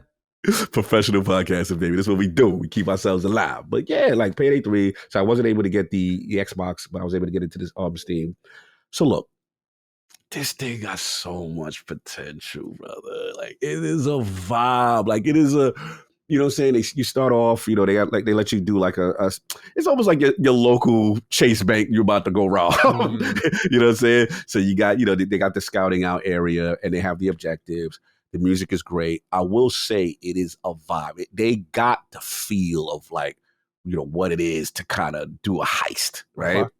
And you go in and you're looking at the patterns and stuff like that. So at first it came off a little Hitman-y that got me excited. I was like, little Hitman energy. Okay. All right. I love that. So again, I got maybe a little too excited because I got in there and I will say graphically, it ain't a looker like that. Mm-hmm. It's not the worst thing I've ever seen, but it ain't a looker like that. The feel is what's more important. Certified Cog looker. Yeah, you know what I mean? So my then as I start to play more, I'm going around, they tell you, okay, you got to look for, you can't just go barging through to where the vault is at. You got to look for some electrical thing and take that down and stuff like that. So then you start to go into like restricted areas and it feels very stealthy at that point. And you start to look at guard patterns and, people patterns. Now, for me, I'm not a Payday hardcore guy, right? Okay. So Payday community do not come for me. I'm just telling you how I felt. I just felt objectives are not clear enough. Like they say, okay, get in there and you have to do this, but like there's no icons or like any idea of where things are. And maybe that's just the way Payday is. It doesn't spell it out. But I felt genuinely lost on objectives and how to do. They were like, okay, the subterfuge is coming. We're gonna ship this down. You're gonna blow up. Like there's certain aspects of it where it just really started to devolve into just gunplay and shootout. Mm. You know what I mean? Now, when it get crazy, oh, bro, they come through. Riot gear. They like after a while, they start sending more reinforcements. Once the cover's been blown and you got to put the mask on, there are some skill trees for certain characters where you could give more health to people, more armor to people, stuff like that. What I thought was really dope was when you really start messing up. And I ran to the roof. It was all four of us. We having a shootout. We have, hey, go take us a live coppers. We gonna rob this bank. What? So there was a part where you see the snipers start setting up on the roofs across the buildings and lining you up. Like, yeah, we got support now. The cavalry has arrived. This bank robbery is over, kind of energy. But we were still fighting them all. So all I would say is the potential for this game is great. I still think there is some refining that needs to happen as far as objectives. I think there's some refining in terms of, I was a little disappointed you couldn't smell a do delay? I don't know, delay, because they feel confident enough to show. I just think, I hope they take full feedback because I'm going to give it. And I felt like you can't really stealthily, maybe I just am doing it wrong. I didn't get to feel like the stealth was easy to get through and maintain your cover, while you've infiltrated. You know what I'm saying? And maybe it is just, at some point it's going to be guns blazing. You're about to rob a bank. So that's what it is. So initial feeling is optimistic, but they have to fix some things before I can co-sign and say, yo, Payday 3 is definitely a go. So I'll keep playing. And in fairness, I didn't get a chance to play with other people. I was playing because people jumped in the session with crossplay, and then I noticed it was tried to ready up, and then they jumped out. Next thing you know, I'm playing with 3 AI characters. Really? Yeah. So I don't know what that's about. So I still think there's some technical issues they got to. What's your question? Yeah. I wanted to know how you felt about the shooting. I didn't think the shooting in the second one was great. So when guns started blazing here, did it feel good? It felt solid enough. I wouldn't say like, oh my God, this ain't Bungie level. This ain't that. Yeah. You know what I'm saying? I felt it was like better than Redfall. You know what I'm saying? I mean, not saying much, but I mean, it felt solid. I felt like when I was testing it, when the riot gear dudes come, the Rainbow Six dudes, they got the big shield thing with the little peephole and they move forward slow. When them dudes coming, the way I test is, can I able to aim and pop through there? And I felt for the most part I could. And I felt for the most part I could get headshots. Okay. So solid, nothing revolutionary. And what's your other question? My other question was, Xbox has really never, I feel, landed one with these always online multiplayer games. Like, they make sense for Game Pass, but to my memory, I just can't think of one that has really done extremely well for them. Mm-hmm. Do you smell, because you don't seem super high, like you see the potential, but you haven't loved. Do you smell like not only a delay, but do you smell like trouble on the horizon if they're to release in September? I will say this kind of could go. I smell Rainbow Six Siege early energy. When Rainbow Six Siege first started, it wasn't like people saw the potential, but they were still like, PvE, I don't know, I'm not sure. And it started off very slow. Right. I will say, if they nail and listen to the feedback, it's going to be up to them. They could have something. Okay. You see the potential of how fun and dope this could be, but they've got to stick with it.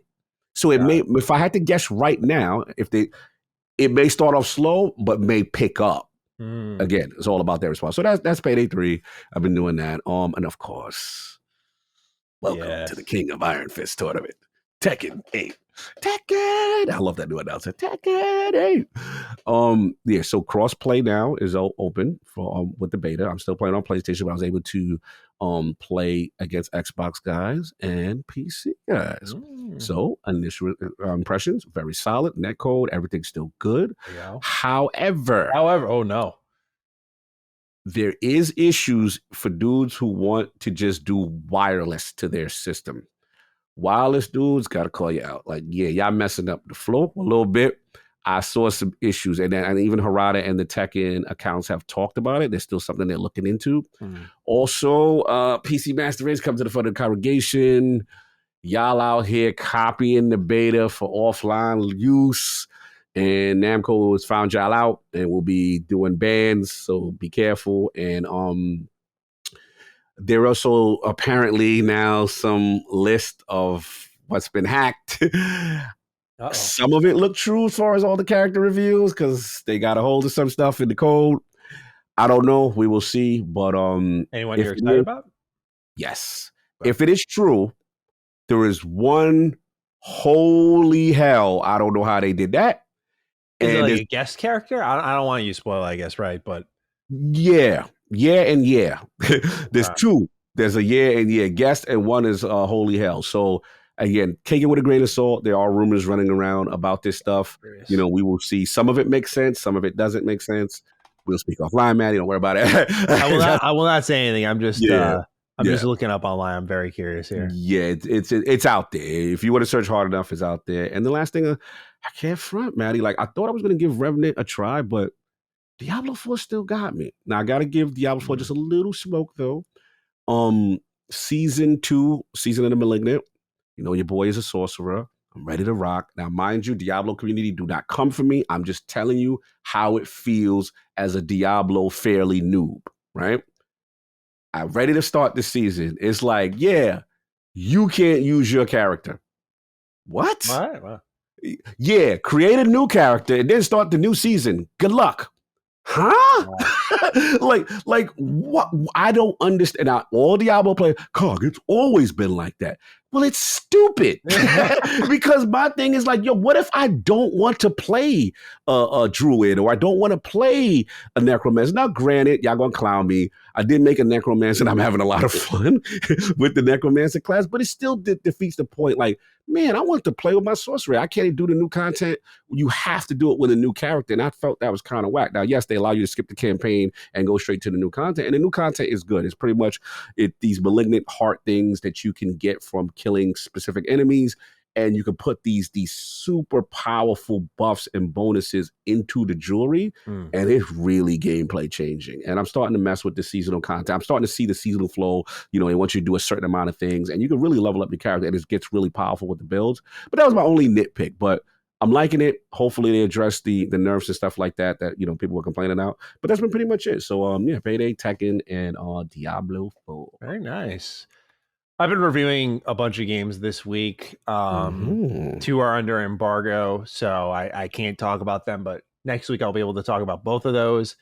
So the main thing I can talk about this week is Baldur's Gate 3, which I got my review code for on Sunday, so July 30th. So as we record this, I've had about 3-ish days with it. I've put about 15 hours into it. By the time you're listening to this, my impressions will be out on my Mr. Matty YouTube channel. If anyone wants to give it a look, I'm going to bring up my notes from that video right now. Actually, why not? Right? Why not give you all the full experience? Let's go. Let's get that exclusive, Mr. Matty exclusive. So let's start off with problems. Okay. Get those out the way. Okay. I mentioned performance earlier. This drops in areas where a lot of things are happening on screen. So like there was a town I walked into, it was on fire, and it just dropped right to the floor. It was not pretty. No. So this particularly happens when a lot of particle effects are on screen.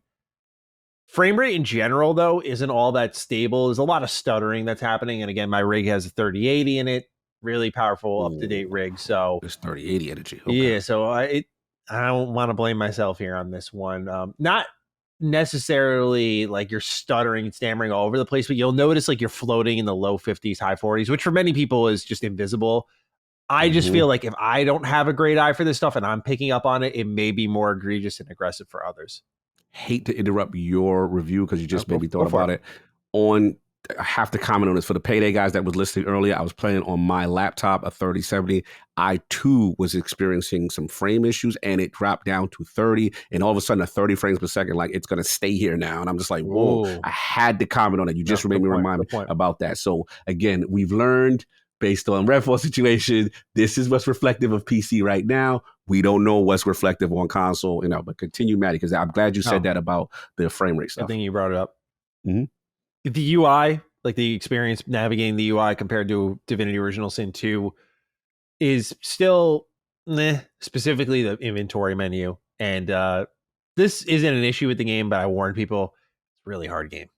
Really hard game. And if you play Larian games, no combat session is a snooze fest. Every single one of them is difficult. There's always that twist turn. Something interesting happens. There's no singular same combat encounter.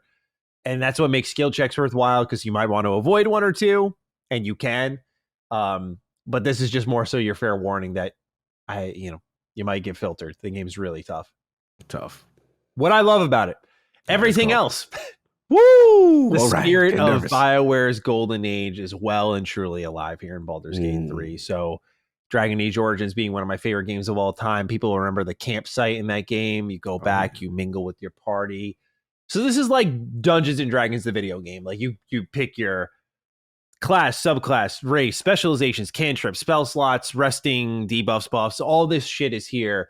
And what'll happen is, like, let's say I use a specific healing spell. That'll use up one of my slots. And in order for me to get that back, it's not just mana. Like, oh, drink a potion and you're good. You got to rest. Now you can do short rest or you can do long rest. So when you do a long rest, you'll go back to the camp and your whole party will be there. They'll be in different clothes, not some weird Abby looking clothes, might I add, but like natural looking clothing that you can see them in. And you'll be able to talk with them like you would in a BioWare game. You'll catch up on them. Hey, how are things going? What's going on here? How are you feeling? And so the characters I met so far, Karlach, Shadowheart, Lae'zel, and Will. Karlach, bro, y'all be on the lookout. This is going to be a fan favorite, no doubt about it. She is fucking awesome. Like, she's hilarious. Just her dialogue, no filter, so funny. But also, she's a devil with a machine heart in her that causes her to overheat, and so she has like rage. Just off the rip, layers upon layers. She was in a war that she didn't want to be in. There's a character that you meet that knows of her past and thinks ill of her. Just immediately layers upon layers. You can just tell the team cooked with this character in particular. Not that others are bad, but Karlach is amazing. Just when you meet her, you'll have the option. You can kill it. Do not kill this woman. Protect her. Protect her at all costs. Side with her. This is a great fucking party member you do not want to miss out on. But back to BioWare. That's the beauty of this game. You can kill her. You can tell party members to go away. We don't need you here. That's what's beautiful about this game. Because, like, I didn't mention this in my video, but Original Sin 2 is one of my favorite RPGs ever, but Fort Joy kind of sucks. So Fort Joy is the opening act that's about 10 hours long, and there's diversity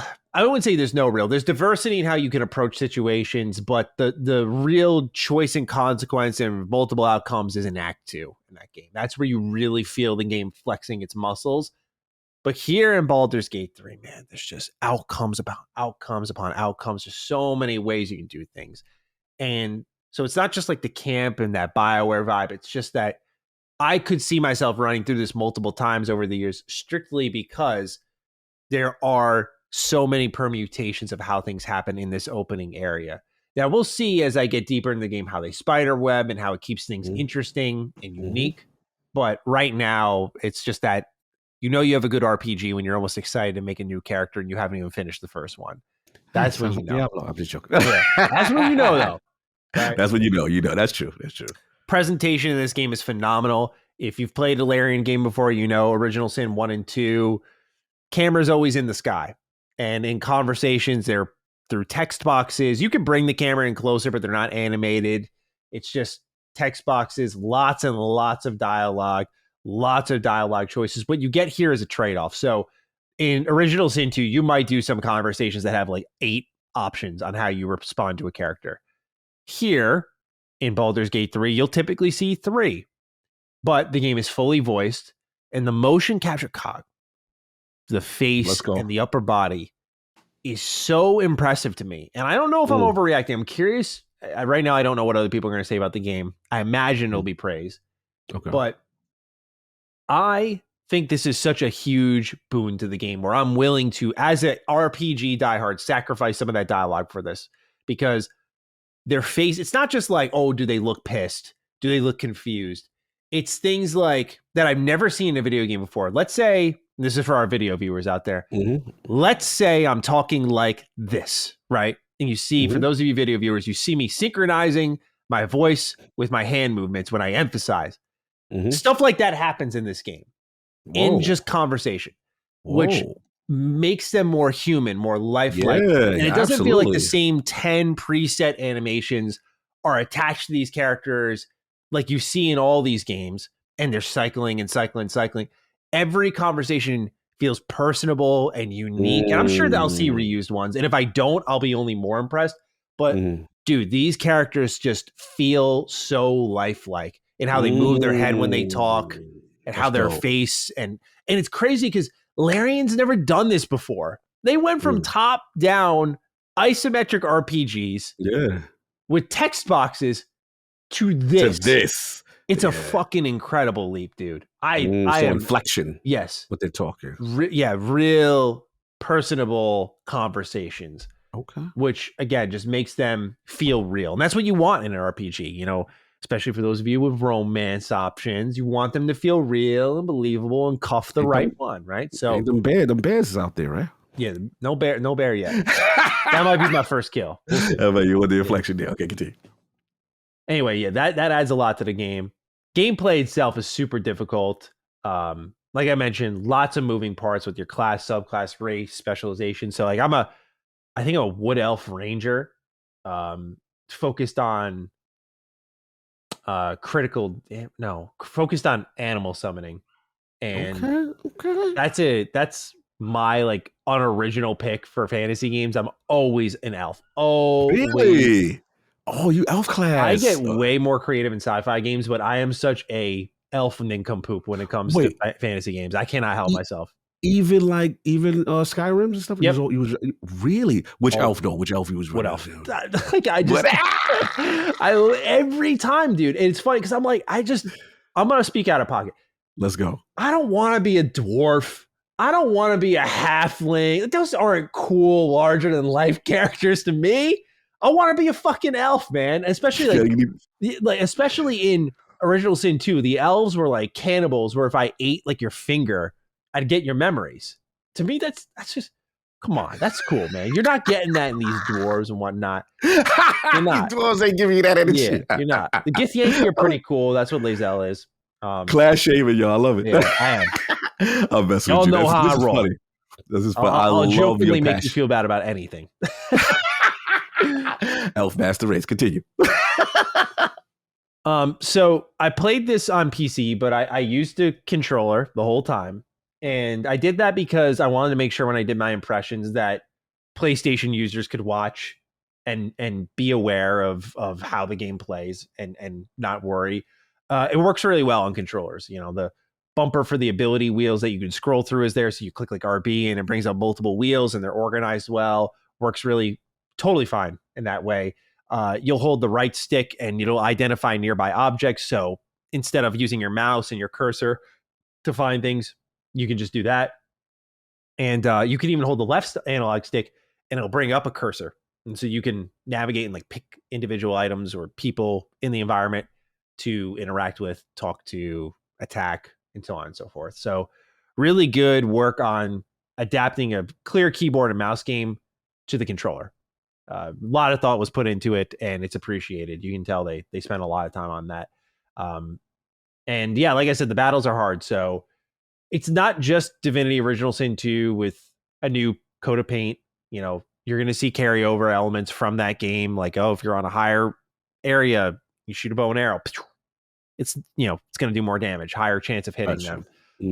That type of stuff you've seen in that game. It's Divinity in the sense of like, you can pick up and, my favorite, interact with almost any object in the world, and you can use these to solve problems. It's really cool what they've done here to make a highly interactive world that matters. I saved a guy from a burning building because there was multiple ways in, but I literally just shot a hole in the wall with a plank that was able to be destroyed. So, there's so many ways you can solve these quests, these problems before you, and that's very much from the skeleton of Divinity and so on and so forth. But because of the resting mechanic and how you have to consider, it's not just, again, that mana pool of, I'm going to cast a fireball here, fuck it.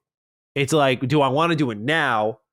Because when I go to rest, you have to spend supplies. So you can't just spend all these abilities, these spells, and say, fuck it, I'm going to rest. Whatever, I'm just going to rest again. And then you'll go through all your supplies. So you really have to consider in battle, like, do I want to cast this ability and spend this point right now? Is it worth it? Or is it better for me to save this so I don't spend too many of my camp supplies so that I can rest later for when a big battle comes and I really need it? Because the worst feeling this game provides you is when you spent your abilities too early, like your heals, your piercing attacks, your AoE attacks. You spend all that, you didn't rest, and you run into another battle. And you don't have those abilities. Because certain characters, like I did this with Shadowheart, there was one battle, she was just fucking useless, dude. She couldn't do a thing to help. She was just a body on the field, man. So, Baldur's Gate 3, really impressive thus far. I'll be playing this all month. I imagine Starfield will eventually interfere. I'll have a full review out probably at the end of this month or next month, but man, this game is good. Just the diverging choices. It's hard to say more though, because man, like there's so many layers to this game. I really hope no one is putting review in their title for this one. There's just no way with the timing of that when we got this and how dense this game is. Like I have one Divinity Original Sin 2 review on my channel that came out in 2017. My review was in 2019. I don't do that for everything. I'm not saying I'm going to do that for Baldur's Gate 3 because I'm definitely like not going to hold myself back here, but these games have a lot to them and they're highly replayable. So I just keep that in mind, ladies and gentlemen. Watch out for your fellow reviewers out there. Not to put me above them, just integrity check. Sounds good. Cog, shall we play a guessing game here? Let's do it. 2 questions. Number 1 comes from Miko Bell. Both these about Starfield. What's good, Dukes? It's officially 1 month until Starfield. With that being said, when are the Dukes hoping to get review codes? Honestly, I would hope that reviewers get a good 2 weeks to really explore and spend time with the game before they give their final thoughts. Thank you. And have a great week. Thank you for writing in, Miko. Thought this would be fun, right? Both these questions that we're getting about Starfield here before we get all into the news. Guesses, all right? Oh, yeah. Do you think we're even getting review codes for this game? Yes. I would be very scared if we didn't. I'm thinking my prediction, week of. Wow. Like, you think we're going all the way down to the... I think we're going down to the wire. I think like the week before max. I think the weekend before. Oh, that scared me. Yeah. I genuinely think that's what's going to happen. I don't like that. Especially with no previews right now. I hope that ain't the case. How early did we learn about the Redfall event? And I was like, a couple days before. Like maybe that little less than a week. Yeah. Oh, it better not be that. Yeah. That's my prediction. Okay, so you seem a little more like you're hopeful it's more than that. Okay, so you think 2 weeks? Yes, definitely. You got to give people, this game is huge. And I think this is part of the reason why, they're going to keep things close to vest. They're not going to be at a Gamescom floor or stuff like that. I think they're actively working to the very end. You know what I'm saying? That's still me. I think it's that important for the polish. And listen, they know what happened with Redfall. So my gut, 2 weeks, if not the week from when we're recording this now, but like, bruh, I'm looking at the calendar. It better not come the 28th and all of that of August. It better come earlier than that. So yeah, I think 2 weeks, and we those who will receive, I don't want to get gashed up. You know what I'm saying? Will get it and have that time. They understand it. Yeah, I cannot see it. If that happens, what you said, mad red flags. Really? I'm sounding off the alarm bell. Like that would scare the hell out of me. I literally think they're going to keep it as close. I think they're just trying to protect leaks. I just think they're not going to risk it. I don't think they're going to risk it. This is a good one. This is a fun debate. I really think a week max. I don't think we're getting Starfield early at all. So wait, let me ask you this. Lord Fallout, Duke Fallout. What about like 4? Like how did 4 play out, if you remember? I know it's a long time. I got it the weekend before, but I had a friend who I did a podcast with, Lone Vault Wanderer, who had it much earlier than that. He had it a couple weeks early. So it's possible. But Bethesda Australia and Bethesda in the US. Oh, yes, there's levels. There's levels to this. There's levels. No disrespect to my Bethesda US brethren, but it's just it's a different ballgame over there in the land down under. It seems. They get everything early and then some. Like, bro, I saw they did an Elder Scrolls Online event, and bro, they went to like a whole on estate years ago and just hosted it for like a DLC expansion. I was like, what the hell? Like, I was talking to Camworks about it. Absolutely insane, the things they did down there. So, bro, there's levels. Yeah, bro, Australia and Canada are built different. It's levels to this, man. Sorry, North America. There's levels to this. Shane Bailey's our second write-in. Good day, Dukes. We're less than 1 month out from Starfield's early access release, so I need to know from both of you how many players will bite into the Game Pass Premium upgrade bullet or dive headfirst into one of the premium editions of the game to suckle on that sweet God Howard nectar 5 days early. Forza Horizon 5 had 2 million players behind the wheel during the early access period. Could we see 5 million Bethesda tragics in Starfield before September 6th? Maybe more? Place your bets. Much love from, speaking of which, Down Under. And I hope you have a Foam Stars Day 1 and Game Pass kind of day. Thank you, Shane, for writing in. Cog. Yo. Another guess for us here. That's a good one. Let's guess. What's the player count? Phil has gone on record multiple times as saying he wants Starfield to be the most played Bethesda Game Studios game ever. We learned Skyrim had like 70-something million units, right? Sold. So big number there to surpass. But Cog, I do want to know from you, sir. Starfield, early access. How many people are getting in there? I think the knee's going to get bent. What we said, Forza was 2 million. Racer, very easy access. European Love, I definitely can't negate that. That's huge. Multiplayer cooperative component. This is Bethesda. This is the A1. That's A1 steak right here. I'll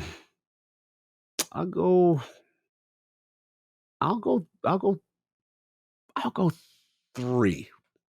3 to 4. I'm leaning. I want to say 4, but I don't want to get too crazy. I'm gonna go conservative. I'll go 3. I'll say they one up this.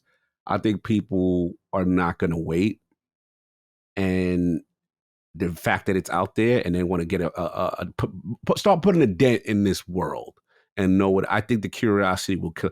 Xbox has been waiting for so long for their killer app or their genre defining game of the gen.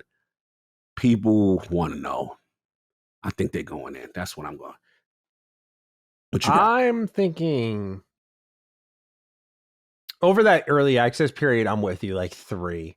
Yeah. I think it can go higher than that, though. I think it can. Because I look at Hogwarts Legacy, and when there's anticipation, oh boy, especially with Steam. Bro. Oh boy. I mean, the thing is, you know what? I might renege that. Let's go. Because Fallout 4, granted, multi-platform, Fallout. What was that? 12 million players in its opening weekend at a $60 price tag. I might shoot. We're going higher. Yeah. I'll go 10. Oh, we're breaking the doors off. I'll go 10. Yeah. We're breaking the doors off. Because now thinking about that number, that could almost be considered conservative with Game Pass, with the hype, with the anticipation, with the promises made, with people authentically excited. I don't know, man. If they ramp up that promotion a little bit in that early access period over almost a week, if they did that in a weekend with a game people paid for, I feel like people will bite the bullet and pay for early access. We'll see. Yeah, we'll definitely see. But we're gonna see. I'll go with 10. I'll shoot high. Look, man, got me a little gassed. I'm gonna go 4. What did I say? 3 before? You said 3. Yeah, you were going. Let me go 4. Let me go 4. Give me a little extra on that. A little extra cheese on that. You gotta be hype. You gotta be hype. Let's go for it. Because it is. We're gonna learn so much about this. Because it is an outlier. The single player aspect is interesting to me because it's usually not the case with Xbox, right?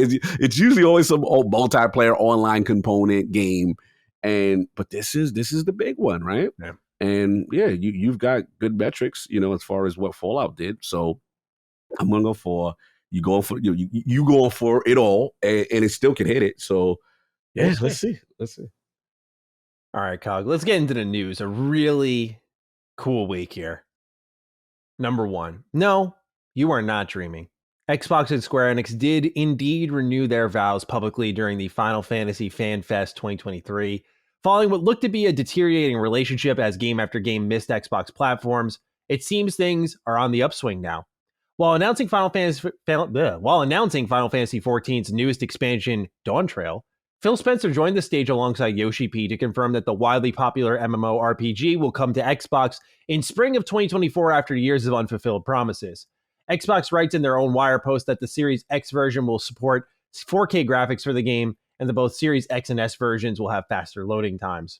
Square Enix also expanded their free trial for Final Fantasy XIV, which will be coming to Xbox. New players will be able to go through all of the A Realm Reborn content, which is the base game, on top of both the Heavensward and Stormblood expansions. Previously, it was just Heavensward, and then you'd have to start paying. So now you get one more expansion for free. Nice. That wasn't it. Probably the highlight for most Xbox fans was the new commitments announced by both Xbox and, yes, even Square Enix. Taking the stage alongside Phil Spencer and Yoshi P was Square Enix's new CEO, Takashi Kiryu. Phil said the following, quote, "We deeply respect the rich legacy of Square Enix, and we look forward to building on this relationship that we've established and bringing Final Fantasy XIV to Xbox and partnering closely with you and the Square Enix team on future games," end quote. Kiryu-san had affirming words of his own, quote, "As CEO of Square Enix, we want to continue to deliver fabulous games to fans across the world. And of course, we want to welcome the Xbox community as well.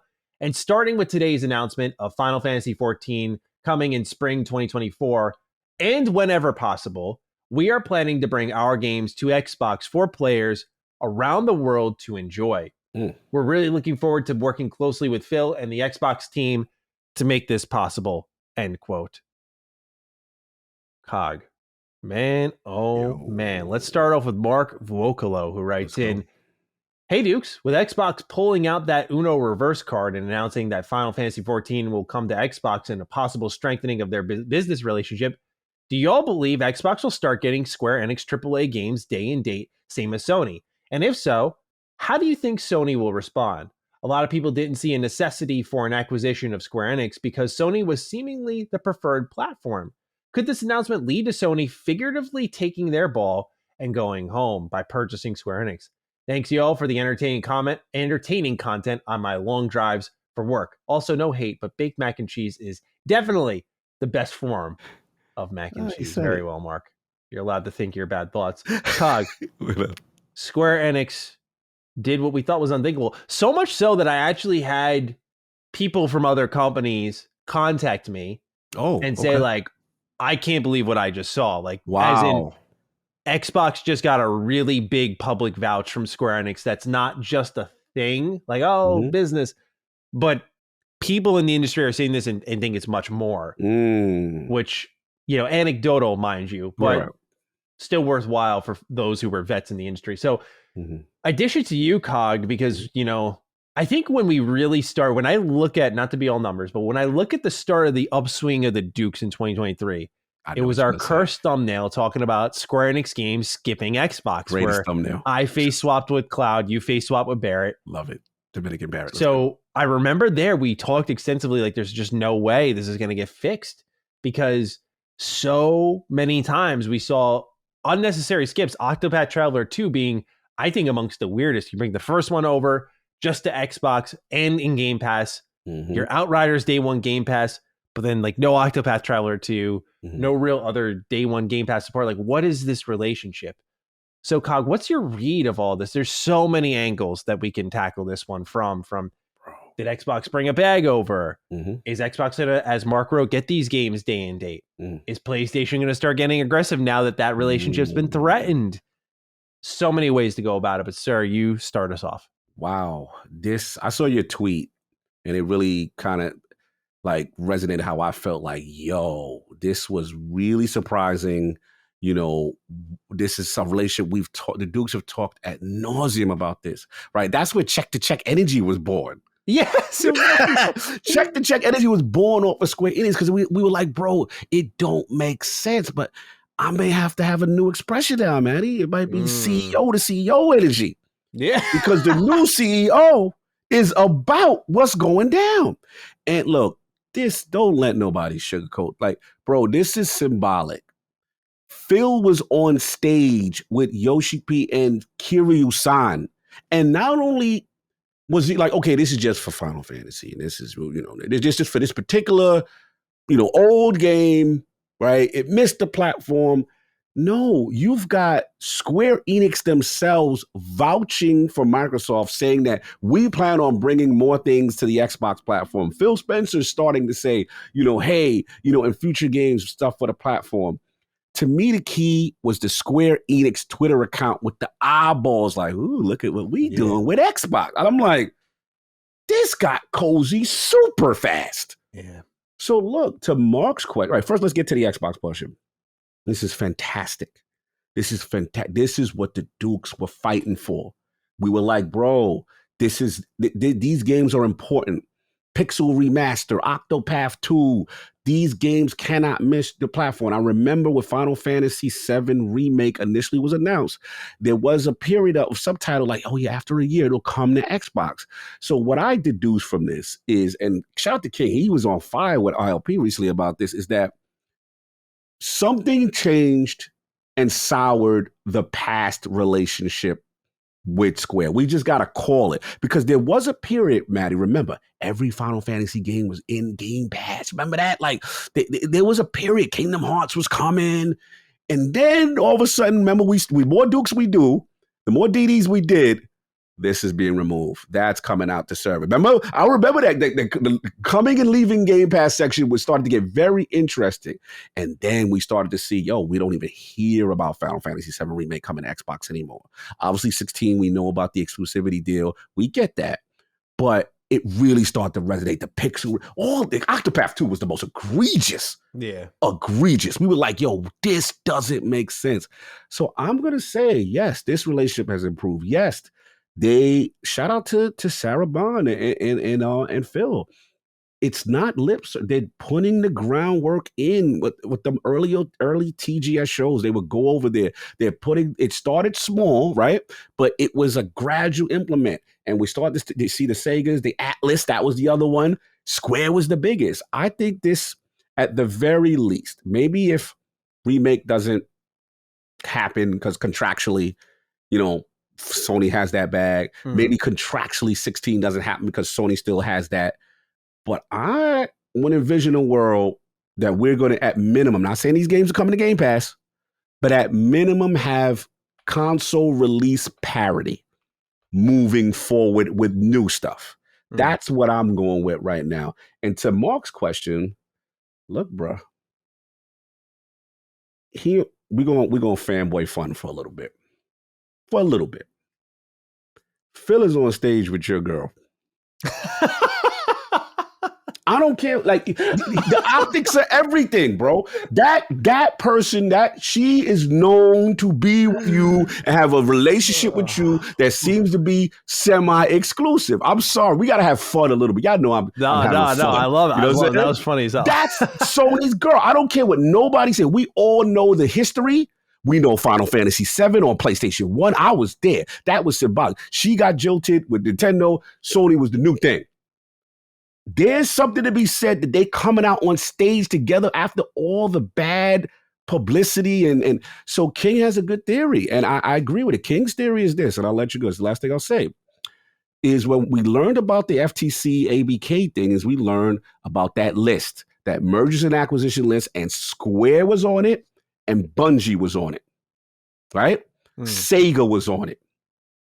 Sega, we seen developed into a partnership. Okay, it may stay there, and that's where it may be. Azure Cloud, Super Game. The Dukes have covered this on DDU. Please watch these DDUs. We've been killing it on that, and we were right. So I gotta pop off. So you got that. Then we got what you call it? Not Square. What's the other one? It was Square, Sega, and Bungie. Then ABK goes down. Bungie, you could say theoretically, Maddie, left at the altar, right? Because one thing we do know, ABK wasn't on that list. So if I had to guess, and I agree with King, ABK was just organic. Not organic. This thing is kind of kid. Definitely not organic. Sorry. Y'all can come for me on that one. But ABK was this out of left field thing they never thought would happen. Right? So now you go, Satya, Phil, wait a minute. King, Blizzard Games, Call of Duty, the number one. Stop everything. List over. We got to focus here. So at that time, Bungie's left at the altar. Here comes Sony, right? And now we get to Square. Theory. Now I'm really tinfoiling. Oh, man. Now we go really tinfoil. We all said it was weird. Embracer got Eidos and what is it, Crystal Deep for super cheap. We all said, damn, Microsoft ain't want that. Right? Remember, we all said that. And it was just like, it just feels like it. I'm rolling with King's theory. It feels like Square got left at the altar and was like, oh, really? Right? I'm moving my stuff out. Like, you know what? You had to fight all my stuff. Take all my stuff out and I want to deliver it back to my house. All them Final Fantasy games coming out of Game Pass. Kingdom Hearts, we're over here, Sony, let's go. I'm just telling you what the optics look like. I could be wrong. I'm just going to have some fun with it. It does feel this way. The timing. To make sure I understand, you feel there may have been a purchase in play at some point or money was on the table that was revoked because Xbox saw a really unique op with Activision and kind of just darted. And because they darted, Square was like, oh, you're not going to give us money. If you told the father of the daughter you was going to marry her and then you left that, or there was the betrothal, bro, there was the betrothal. It was supposed to be the royal wedding. And then all of a sudden the new ABK come, your eyes avert, you go there and they left and they like, oh no, there was money promised. You hurt this girl. You hurt this girl. So now there's a new parent. The old father died. Now we got a new parent. And it's like, look, we got to make things right. You know what I'm saying? We coming back around. And we got to make the thing right. Here's everything that we need to make this situation financially right. We were wrong, Square. We was wrong. You coming out on stage with them is symbolic. I don't care what nobody say. That is symbolic. Phil is not stupid. This is a person who puts things on his shelf. This is a person who wants to let you know when he cooking. Same thing. He had the looted statue. All of a sudden, here come Kojima. You know what I'm saying? Like, come on. We've seen some of the TV, so I have to get into this conspiracy theorist bag a little bit because I don't think you're crazy for it. I think it's fun. It's fun. It's funny. I do, King. I normally don't let him decrete my, I try to stay balanced here, but I do feel that things line up. So that's what I would say. And to answer the question, is I say all this to say this. Sony might want to lock this down. Yeah. If they can. I'm with you on that. That was originally not my thought, as Mark put it. Yeah.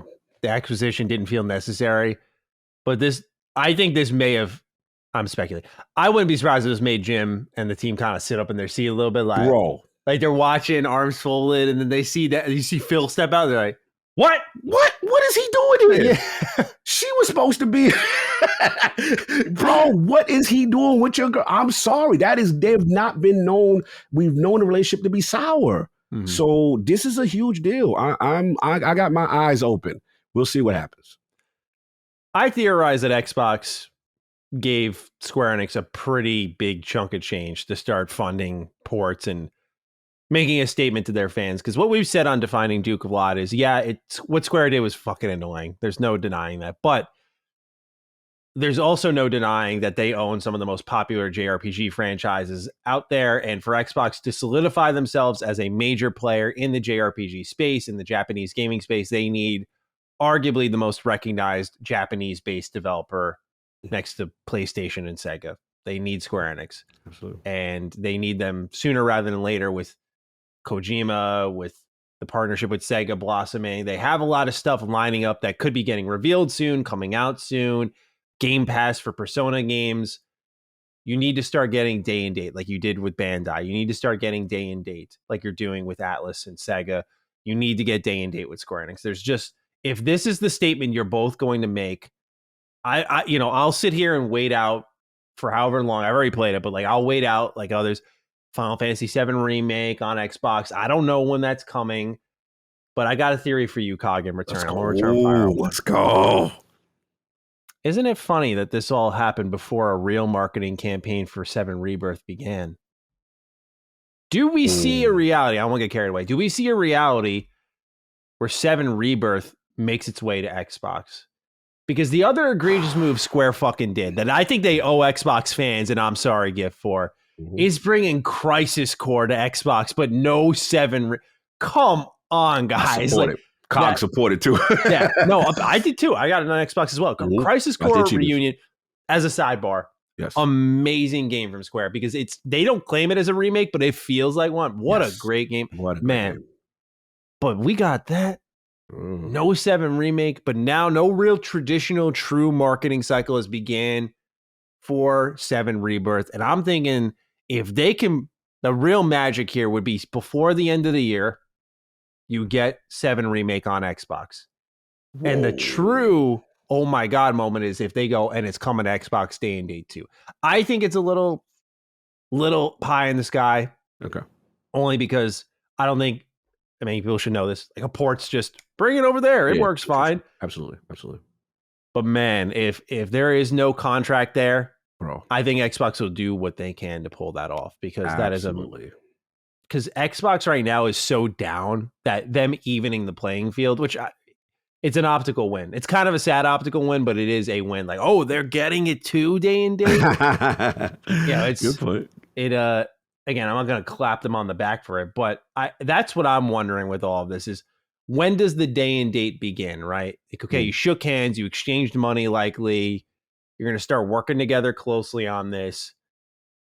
Have things been under development for a while? Can we see Octopath 2 on Xbox by the year's end? Are we going to see them all dumped in the Game Pass? I imagine. Square is the mercenary. We're going to take your agreement fee, and we're going to work together, and then we're going to take your Game Pass back. Like, we know how they operate. Come on. So facts. I think these games will get dropped in the Game Pass, but it's a good one. I'm curious, Scott. Yeah, do you co-sign that little theory of mine with the 7 Rebirth? What happens with 7 Remake too? That's the big question that Xbox fans are asking. I'm trying to be balanced because I see when you're cooking it. You got some good points. I think that it all comes down to the contractual language of this trilogy, right? Of Final Fantasy VII Remake. How long did Sony secure? Was it just an extension? Is it the trilogy as a whole? Like, there's so many questions, but I'm with you. If there's a way for Microsoft to jump in and immediately start that process with the new game and then catch up, and let's just say you get, Remake, and then I've got the Integrate or whatever. There's so many damn names, you know what I'm saying? But like, and then kind of like put them on par. It almost reminds me of like when PlayStation finally got Mass Effect. They didn't have Mass Effect 1. Right? They jumped on right at 2, you know what I'm saying? And then 2, 3, whatever. So it'll be interesting. I just want to say one last thing before we move on, is that I see a lot of talk. And again, these are all corporations. Let's just be clear. Xbox, Sony, corporations. We get it. They're in the business of making money. We get that. No one's trying to, minimize that. But what I do want to say is there's a lot of talk I see about, why is Phil Spencer beloved? Why, I don't get it, that kind of thing. And I got to push back, because the reason being is, as a fan of this platform, what he represents is course correction.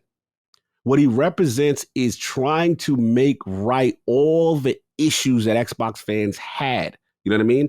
In its inception, we see the back compatibility. We saw the commitment to game studios. We saw the commitment, okay, here's Game Pass, consumer-friendly service. But these things, Japan was always on the list, Maddie. And let's be honest, it was always a joke like, yeah, I ain't never going to improve that relationship. Let's be real. Yeah. It was always a joke. It was just like, yeah, okay, you went over there. Ha ha. What you did? What you got us some old, like, right?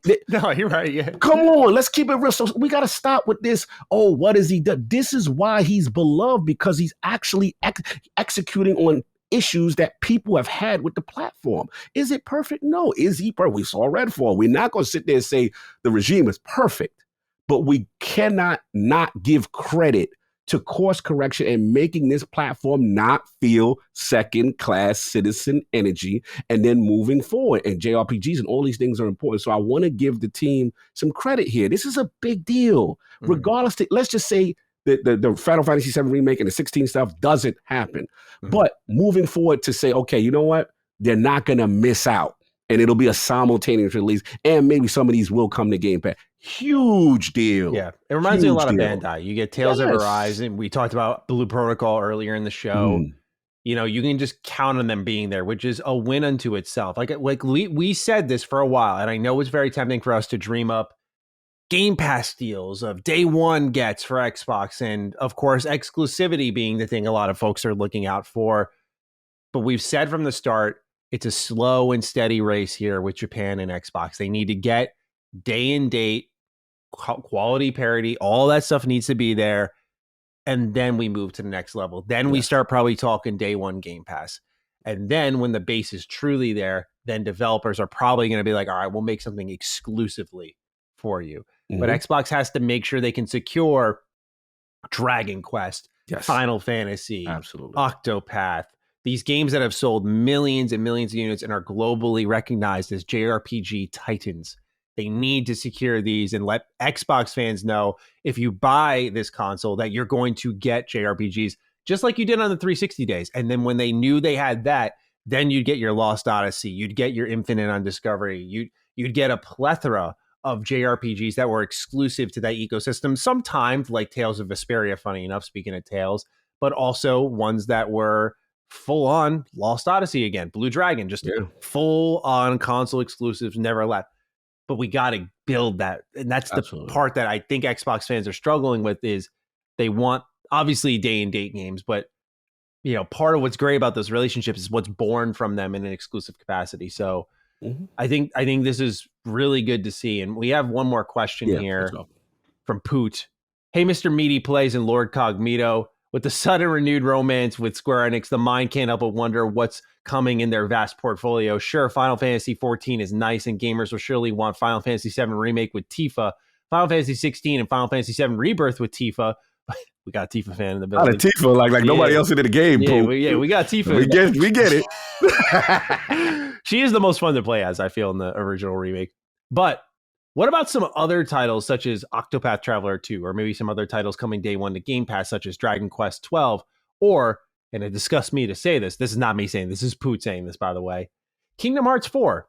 Thanks, and I hope you both have maybe I'll buy Baldur's Gate 3 to help occupy my gaming time before Starfield kind of day. Thank you for writing in, Poot. So, Cog, I want us both to just kind of walk away from this with a single guess, right? What's up? A single guess as to what arrives first in the terms of ports. I did this too. I did this as a poll question. Oh, you did? You did? So funny. Great minds think alike. I did this for a poll question for ILP. I didn't know. Okay. So what's your pick then? What's your pick? You go first. I'm going to go conservative. I know people are going to hate it. I think they'll fix the Octopath 2 thing first. That was my pick. Yeah, I'm not going to go shooting pie in the sky for the moon. I think it's all possible, but Octopath 2 seems the logical choice. We know the story. The first one came on the platform. And like, shout out to one of my senior writers. Shout out to Flame Joe's Record. This man goes so hard. He's like, if you guys don't have it as Game of the Year, when we do our internal laws of game, he's like, I'm not talking to none of y'all. And I was like, I know, man. He gave me the cosign. Like, he's a triangle strategy, but he's Octopath 2. Hard, and I know you are. So yeah, Octopath, it's correct. Make the right, correct the wrong. You know, and it's a nice easy W, and I feel should be low lift. I mean the lowest to lift of the ones. I agree. I think That one, any HD2D games, I think Live Alive is another one that, that was weird. It just got an announcement like, oh, it's going to get ported to PlayStation and Switch. And people are like, dude, really? What's going on here? So I think those types of games are going to. Pixel Remaster, what's up? Yeah, Pixel Remaster. Yeah, like anything pixel. I just feel like the low lifts, as you mentioned, stuff that should have been there in the first place, do that. I think maybe they might see an opportunity with 7 Remake that it's like, think of when Persona 5 came over to Xbox, there was marketing around it. It was like a big thing for Xbox, and it was a big thing for its fans who missed out. So I think 7 Remake might be, as much as I want it to come before 7 Rebirth, it might be a bigger deal than that, or they'll try to make a bigger deal out of it. Last thing I just want to touch on was Final Fantasy 14. I didn't want to ignore that component. Oh, yeah, we fully talk about 14 at all. I know, Good right? call. Exactly, Good call. right? That's where everyone's head goes. That's why I wrote in my script. I was like, well, maybe the most exciting part for all of us is the promises made. But we cannot overlook that these have been unfulfilled promises for years that Final Fantasy 14 would come to the platform. Xbox said we still haven't given up on that years ago. Finally, it's happened. Dawn Trail will be there. All the expansions will be there. Looks like it's optimized for series consoles, which is great. And this is a huge get. I mean, this cannot be overstated that this is one that dominates the MMO conversation next to like WoW. Like it's that big. Yeah, it's an addict told me too. Big deal, man. Big deal. Huge player base, devoted, loves the game hardcore. And for a lot of people, it's responsible for Final Fantasy's turnaround at all, right? This was when this game first bombed, this was in the trenches for many of 13 and 15 and Final Fantasy really trying to find itself. But now we got 7 Remake. We got 16, right? This quality that's been restored. You get Crisis Core Reunion. You get this game with a Realm Reborn, really reinventing itself. And now Final Fantasy is in the best place it's been in a long while. Now, as a 13 defender, that pains me to say a bit. I mean, I love the 13 trilogy. I think there's a lot of, I think retrospect, that game should be appreciated more. And I'm willing to bet Square Enix in the next year fucking drops a trilogy and just tells everyone to shut up when those sales come out. And they're like, this one did not underperform. This one performed quite well, in fact. But I digress. Final Fantasy 14, massive get. Player base is dedicated. Xbox needs to be a part of that.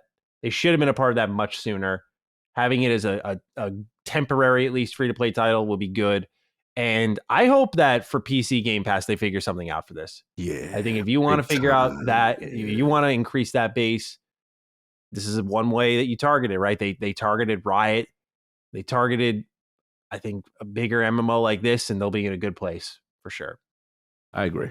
Yeah, that really completes the trifecta. They'll get the influx of players from Xbox. I will say, for me, I had given up on this, right? I was just like, it ain't happening. You know what I'm saying? And to see this, I got to give it a shot. I've heard tremendous things. People tell me, like, bro, the entire universe in there, you can fight against Bahamut and all. Like, it's a lot of inspiration. And I love Final Fantasy. So it was one of those things that, the online thing, I wasn't sure, but people really co-sign it. I have to dip my toe in and see what's going on. So, yeah, this is a big get. No doubt about it. With that, Cog, we move on to number 2. This one, man, how it spiraled. There appears to be a dispute going on between Cog's very favorite Transformers games after a seemingly innocent answer by Hasbro during a Q&A conducted at San Diego Comic-Con 2023. The question asked was, is it possible to re-release the Activision Transformers games to coincide with Gamer Edition? Hasbro had this to say. Sadly, apparently, Activision's not sure what hard drives they're on in the building. When a company eats a company that eats a company, things get lost. And things are very frustrating. Hope is now that now that the deal is moving forward, Microsoft and Xbox, that they'll go through all of the archives and every hard drive to find it all, because it's an easy Game Pass ad. We want those games back up for people to have a chance to play. However, Activision's version of the story is far different. Lulu Chang Miservi, CCO and EVP of Corporate Affairs for Activision Blizzard, posts this on her personal Twitter account. These headlines are wrong. We have the code. It's not lost and never was. This prompted a response from Hasbro where they stated the following to VG Charts. To clarify, comments that suggest Transformers games have been lost were made in error. We apologize to Activision and regret any confusion. They've been great partners and we look forward to future opportunities to work together. Kirby B writes in, greetings, Dukes. I'm writing in to talk about the new information recently revealed about the Transformers games published by Activision and the chances of them returning to modern platforms. Hasbro did a Q&A at this year's 2023 San Diego Comic-Con, where a Transformers fan website called Transformers World 2005, aka TFW 2005, asked a question about the Activision Transformers games. To me, this makes sense that Hasbro would want these games to be brought back for people to play, as they currently have Transformers items in Fortnite and Rocket League. But I want to know what the Dukes think about this. Thanks, and have a my fridge decided to go right when I got home with the groceries kind of day. Ooh, Kirby, we are sorry to hear that. Sorry about that. Sorry what you lost. All right, God. This one, I say it a lot about things, but this is truly all you. We had a D to you, and you were really speaking this one into existence. And now here we are, and this is a very relevant topic. Your beloved Fall of Cybertron, War of Cybertron. Here it is, man. So take it away. What a time to be alive, bro. I'm like, between the Dukes being on fire with a lot of this stuff, but our subject matter, got to give us credit, man. Like we're speaking stuff into existence. This is my heart. This is my heart. I've told this story numerous times about how these games are the definitive games, and to see Hasbro, to their credit, at least mention it, regardless if they got the information wrong and Lulu and them came to check it and say, look, we got the codes, bro. Like, relax. But to see them say, hey, we would love for these to come back in some capacity, regardless of who owns Activision or not. And, this is huge. This is huge. The fact that it's getting so much public visibility, I feel really bodes well for this to happen. And I was worried, you know what I'm saying? Because, look, we know we ain't going to sugarcoat this. We know Call of Duty's the run of the priorities here, yes. Right? My little old Transformers game ain't in the priority, and the financial guys are like, what's the lift? What's it going to take? You know what I mean? I get it. But if you want to build that respect, if you want to show that you're a platform that's committed to backward compatibility and then preservation and all this stuff, it behooves you to get these games on. So shout out to Lulu to address it. Thankfully, there's no damn code. Because remember when you sent me this, I'm like, yo, they better put a shooter in there and tell him, do not come out this room in this archive or this vault until you find the damn source code. That's where I'm taking it. So luckily, Lulu said we ain't got to do that. The codes are there, right? So let's just make this happen. Like, this is what we want to see. That we want to see an influx, and these games are important. And like you said, Transformers and Rocket League, they got a movie out. Hasbro wants this. It's money to be made, right? So let's go. This is huge. The last thing I'll say that I want to speak into, since I'm in the business of speaking things into existence, Matt Teeger, you need to come outside, bro. I don't know where you are. If anybody knows him that listens to LSN and listens to Define and Do, I'm putting this out. Matt Teeger, the director of the High Moon Studios Transformer War of Cybertron, Fall of Cybertron games. I would love you to come into the realm of the Dukes, you know what I'm saying? And talk to us, you know what I'm saying? Come into the realm, wherever you're comfortable. You need to be heard. You've made history. These games are beloved, and I'm dying to know what you think. So that's what I'm going to speak into existence. I love that. Yeah, this is I can't believe it's real, truly. Like, I just can't believe they're actually talking about it in this way, and it's a true back and forth. But what this should serve as is a conversation starter. Okay, you have the code. We thought you didn't. Now what? It's time. Is there a license issue here? Is it a back compat issue here? Can you re-release these? And Cog, would you take a collection re-released? Would you be let's go. Yeah. At the bare minimum, absolutely. Let's go. Yeah, and Hasbro seems very pro Game Pass, which is a little note here. So I feel like both sides got to work together to bring this one back. They got to. This is likely for Activision, easy money. Hasbro, as who wrote in about this? Kirby wrote in. They're really starting to pump things full of Transformers. There was that new statue that's like $1,500. Like, Transformers are kind of making its way back into the mind share, if you will. How crazy it is. Not only did everyone blow up my timeline, King has literal like statues of this level with Optimus, Megatron. He responded to Lulu with his statues of nothing but Transformers. She responded like, oh my God, this is so amazing. Like, there's a thing. Like, people want Transformers right now. Let's get it, people. It's like Ninja Turtles and Transformers is outside right now. Let's go. My childhood I am so on cloud nine like that. Like, let's go. And I think Microsoft recognized this is an easy PR win, especially if the codes are there. Source codes are there. Easy PR win. Do the right thing, y'all. Come on, bring this baby home. Let's do it. To all are one. I saw Christopher Dring of GamesIndustry.biz say that. Yeah, I peeped that. Yeah, I thought that was really interesting. So for those who didn't catch it, he said that Lulu would have never had to post that these headlines are wrong if Activision never responded saying that they have no additional comment on the matter. So good point. I'm not sure exactly if there was some crossed lines internally at Activision Blizzard, but nonetheless, again, I just pray that this serves as a conversation starter because we want to see these games back. I mean, again, Activision has, and we covered this in DDU, not to over promote our product, DDU. But again, we talked about just when you listen to that episode, you'll notice how much is in that vault from Activision that's just being kept away from people. Marvel, Transformers, Singularity. I mean, the list goes on. Like there's just a litany of phenomenal titles they hold on to that they're unable to re-release or have chosen not to or don't find it worthwhile to. And hopefully Hasbro can kind of mediate here and extract these and put them out because none of the Transformers games are backwards compatible, which is unfortunate because I think these are easy wins and hopefully they re-release it so they're immortalized on a new set of consoles, maybe with some new bells and whistles and whatnot. That'd be really cool. Because there were, at least on the PS3 version for Fall for Cybertron, I remember it would stop the load a lot. You know, it would do that. It would have that PS3 Xbox Gen stink on it where you would freeze and then it would load a little bit more. So now we don't really deal with that much anymore. We deal with bad frame rate nowadays. But nonetheless, Cog. Anything else you'd like to add here about your beloved Transformers game? I was happy, man. I'm just happy. I'm really, bro. The love people were just hitting me up. God, your game. They're talking about. It almost had like a Midnight Suns kind of energy. Like people, like there's certain games people now I'm noticing associate with me. And shout out to y'all who know how much I truly love these games. And yeah, I'm excited. So hopefully we get something good. All right, Cog. Let's move on to number 3 here. This one, probably the most stunning of all of them, I think.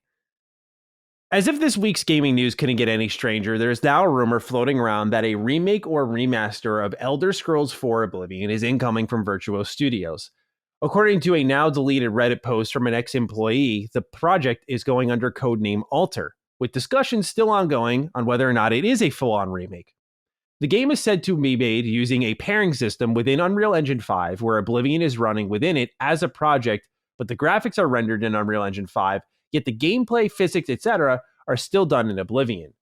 The ex-employee anticipates that it should be released by the end of 2024, or at least at the latest early 2025.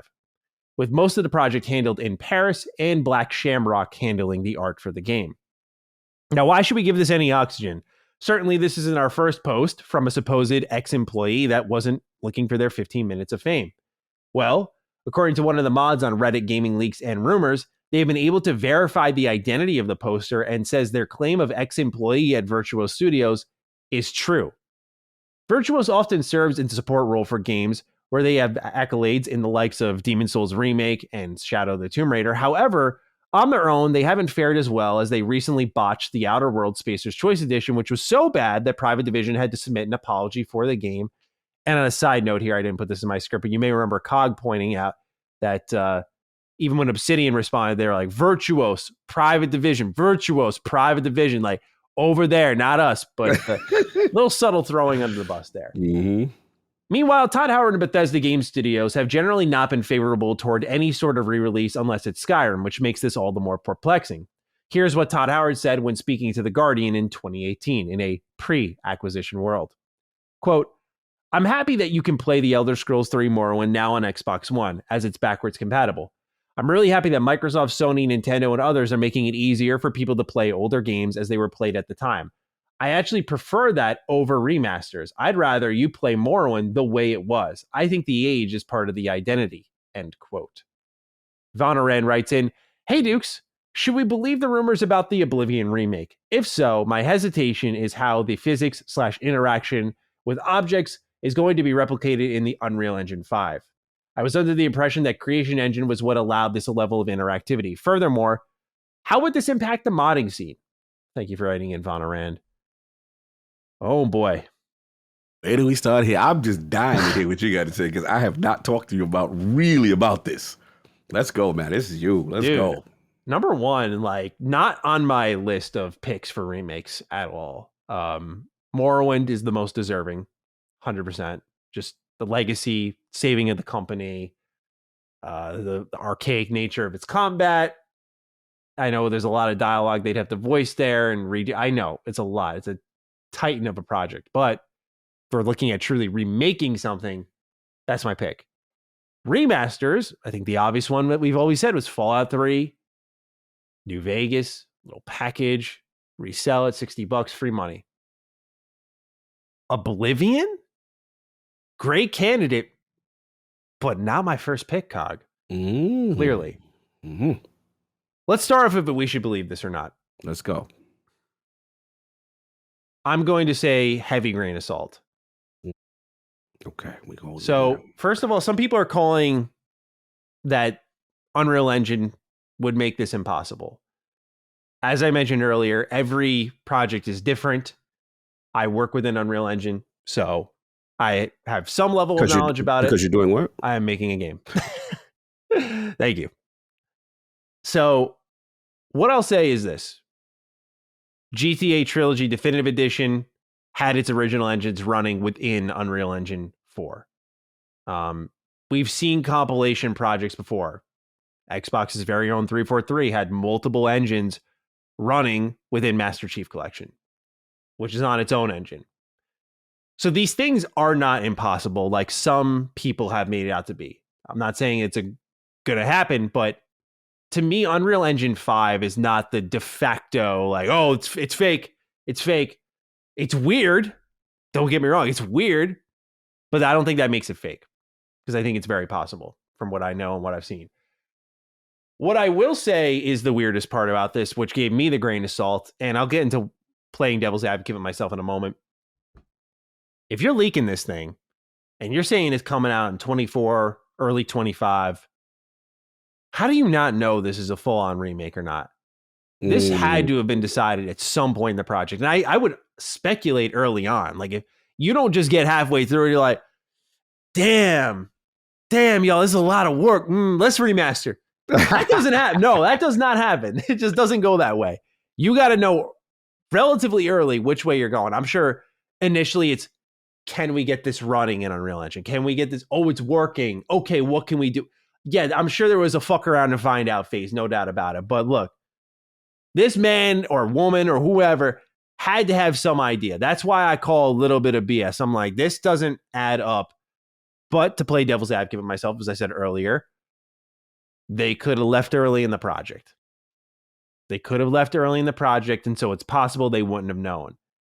So that's where I say grain of salt, because if their identity was verified, which has happened before on Reddit Gaming Leaks and Rumors, and there is truth to this claim, it's possible that they left much earlier. And the post has now been deleted, meaning that possibly, if I were to speculate, this person had something to protect and they were a little bit nervous because maybe a couple of attorneys rang their phone. Like, hey, Now, on your concern, Von Aran, about modding, I'm right there with you.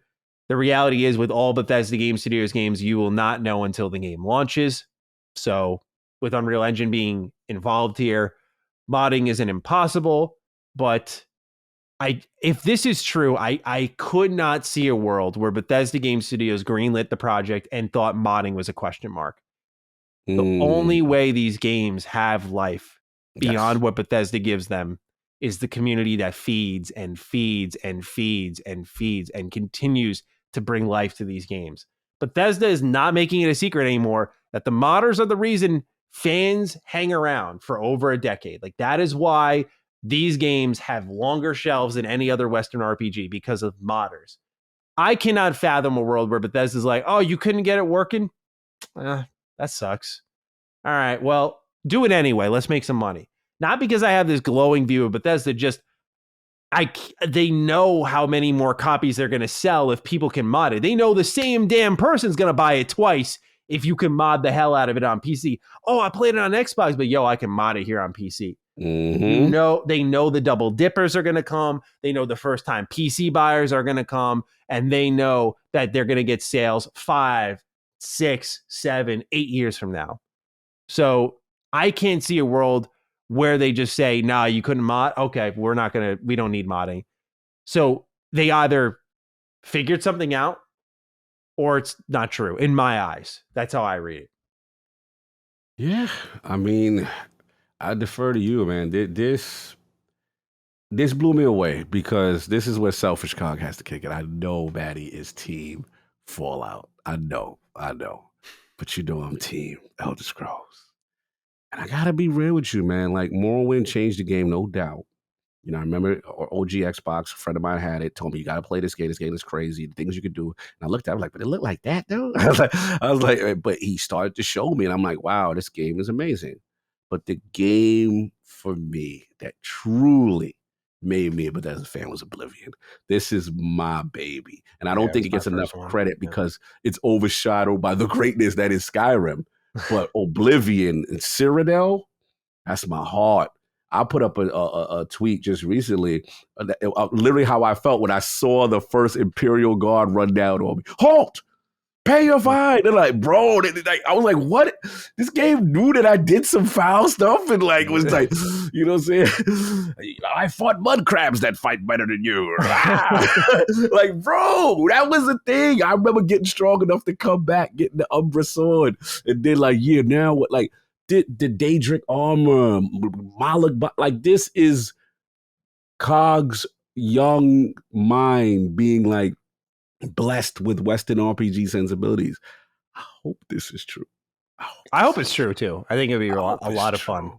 Now, the company that it's you know gatekeeping. Can I read? Oh wait, are you going to talk about the developer?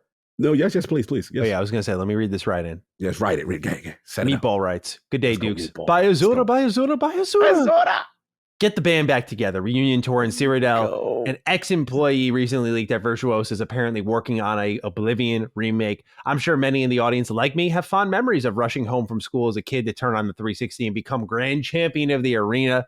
What are your thoughts, gentlemen? Is it okay to be excited for this, or are we destined to be disappointed based on Virtuos' recent track record? Thanks, as always, for all things defining Duke and LSM. Our pleasure, Meatball. All right, Cog, continue where you left off, sir. He preaching, bro. That's how I feel about this. It's like, yo, if it's true, Virtual, bro, we have to pull you by the collar right quick.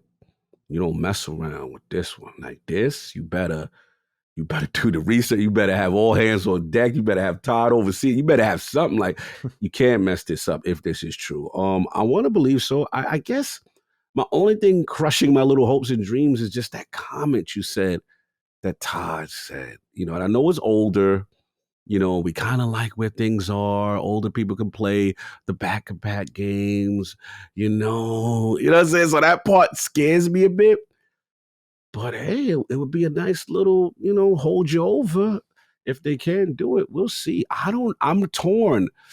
I guess there's a part of me that says that there might be some smoke that's fine. I guess I'm surprised that if it is true that Todd and the team gave the cosign for them to do it, you know, and I guess that's where I struggle with, but I hope so. I got another right in here. We're on Let's go. Because it'll carry us into that next point. Tom, the chosen one.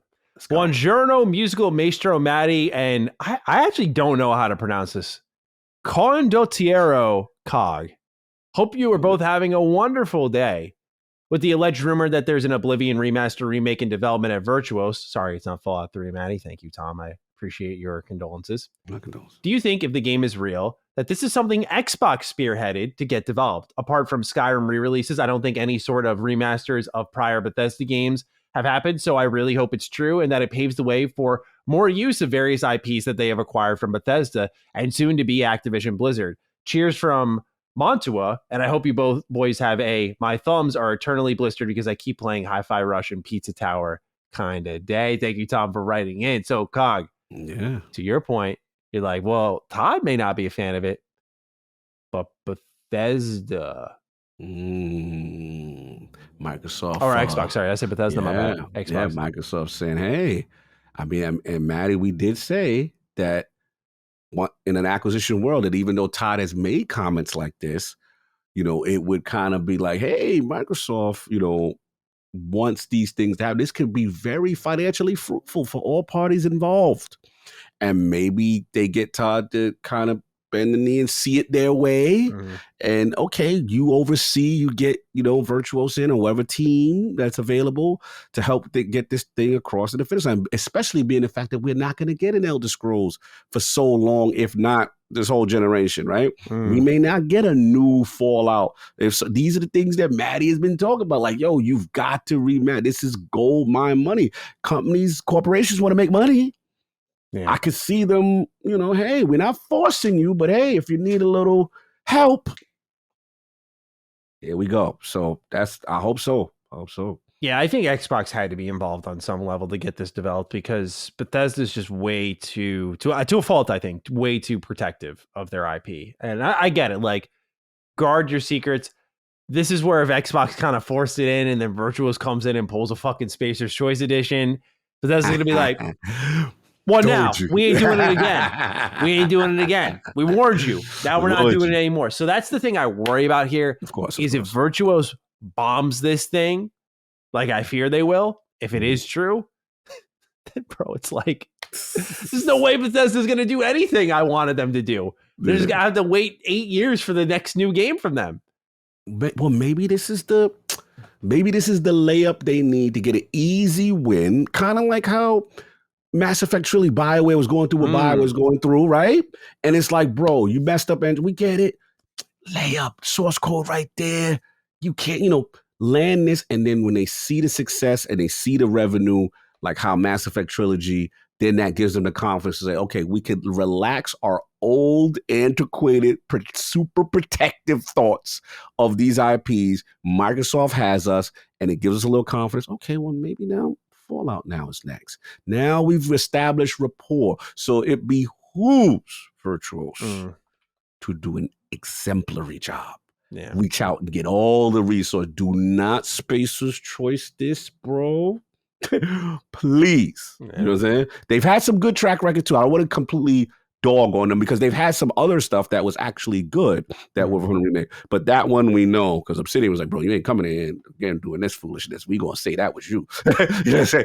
So yeah, that's it. So we'll see. I'm hoping upon hope, man. This like the way you feel about Fallout, bro, is how I feel about, 3 and 4 is how I feel about Oblivion. Yeah. Those games hold up well. To see it with a nice coat of paint would be really I think there are things they could change with Oblivion though, like the dungeons were all made by one person. Yeah, that's true. They are all templates and they all run and look and feel the same. Yes, that is If true. you're going to change anything about that game, the Oblivion gates and how you get around. Look, bro, I fired this game up because I was excited. I fired it up. I was like, I was like, oh man, there's just some things about it that just need to be better. That's fair. I also fear for like the performance of it. Just like, I can't think of a game outside of Mass Effect Legendary Edition, which I think all 3 of those games ran on the same engine, but games with multiple engines within them that launched really well. I think at MCC, it's great now, launched like shit. We talk about GTA, multiple engines, and launched like shit. I just fair. I worry about that if this is true. And I, much like Von Aran wrote in about creation engine, according to this poster, like the engine is live and well and being used throughout the project. So maybe it won't be this big worry I have, almost like Unreal Engine's the host, if you will. But I don't know how you parse like item details that are within Unreal Engine. I don't know how you like parse that from the visuals they use and how that's not based in the actual code and what's within the Oblivion project. That's why it's like, it doesn't make sense. It doesn't add up. Like I'd be shocked, but eventually after that shock, I'd be like, okay, you're remaking or remastering Oblivion. Okay. Yeah. Like we haven't got a new Elder Scrolls game in a while, which goes to my next point. I'm like, why now? Elder Scrolls fans have waited so fucking long for you guys to do something. Something, a new game, spin-off, something, and you remake or remaster Oblivion over a decade after your last Elder Scrolls outing. I mean, no one's going to complain, but like, why now? There were so many other ops to do something. I mean, you do have a new owner in the house. I'm circling my points now. You're probably right. We got to make this money, kind of thing. And these are opportunities, easy slam dunks, easy checkpoints, easy bullet points. So we'll see. It's a good theory either way. And I do value your point though on development. And, hopefully people smarter than me can figure that out and they have a system in place, but we'll see. We have one last question. This has to deal with Xbox. Papa Fridge writes, "Hey there, Duke boys." Or I'm sorry, be sure to say this in a thick Southern accent, he wrote. "Hey there, Duke boys." I love it. Let's go.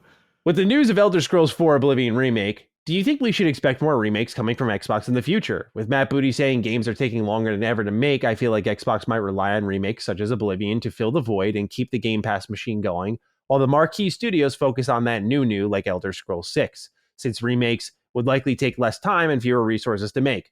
Do you think there's something to that, or do you believe Oblivion is a one-off?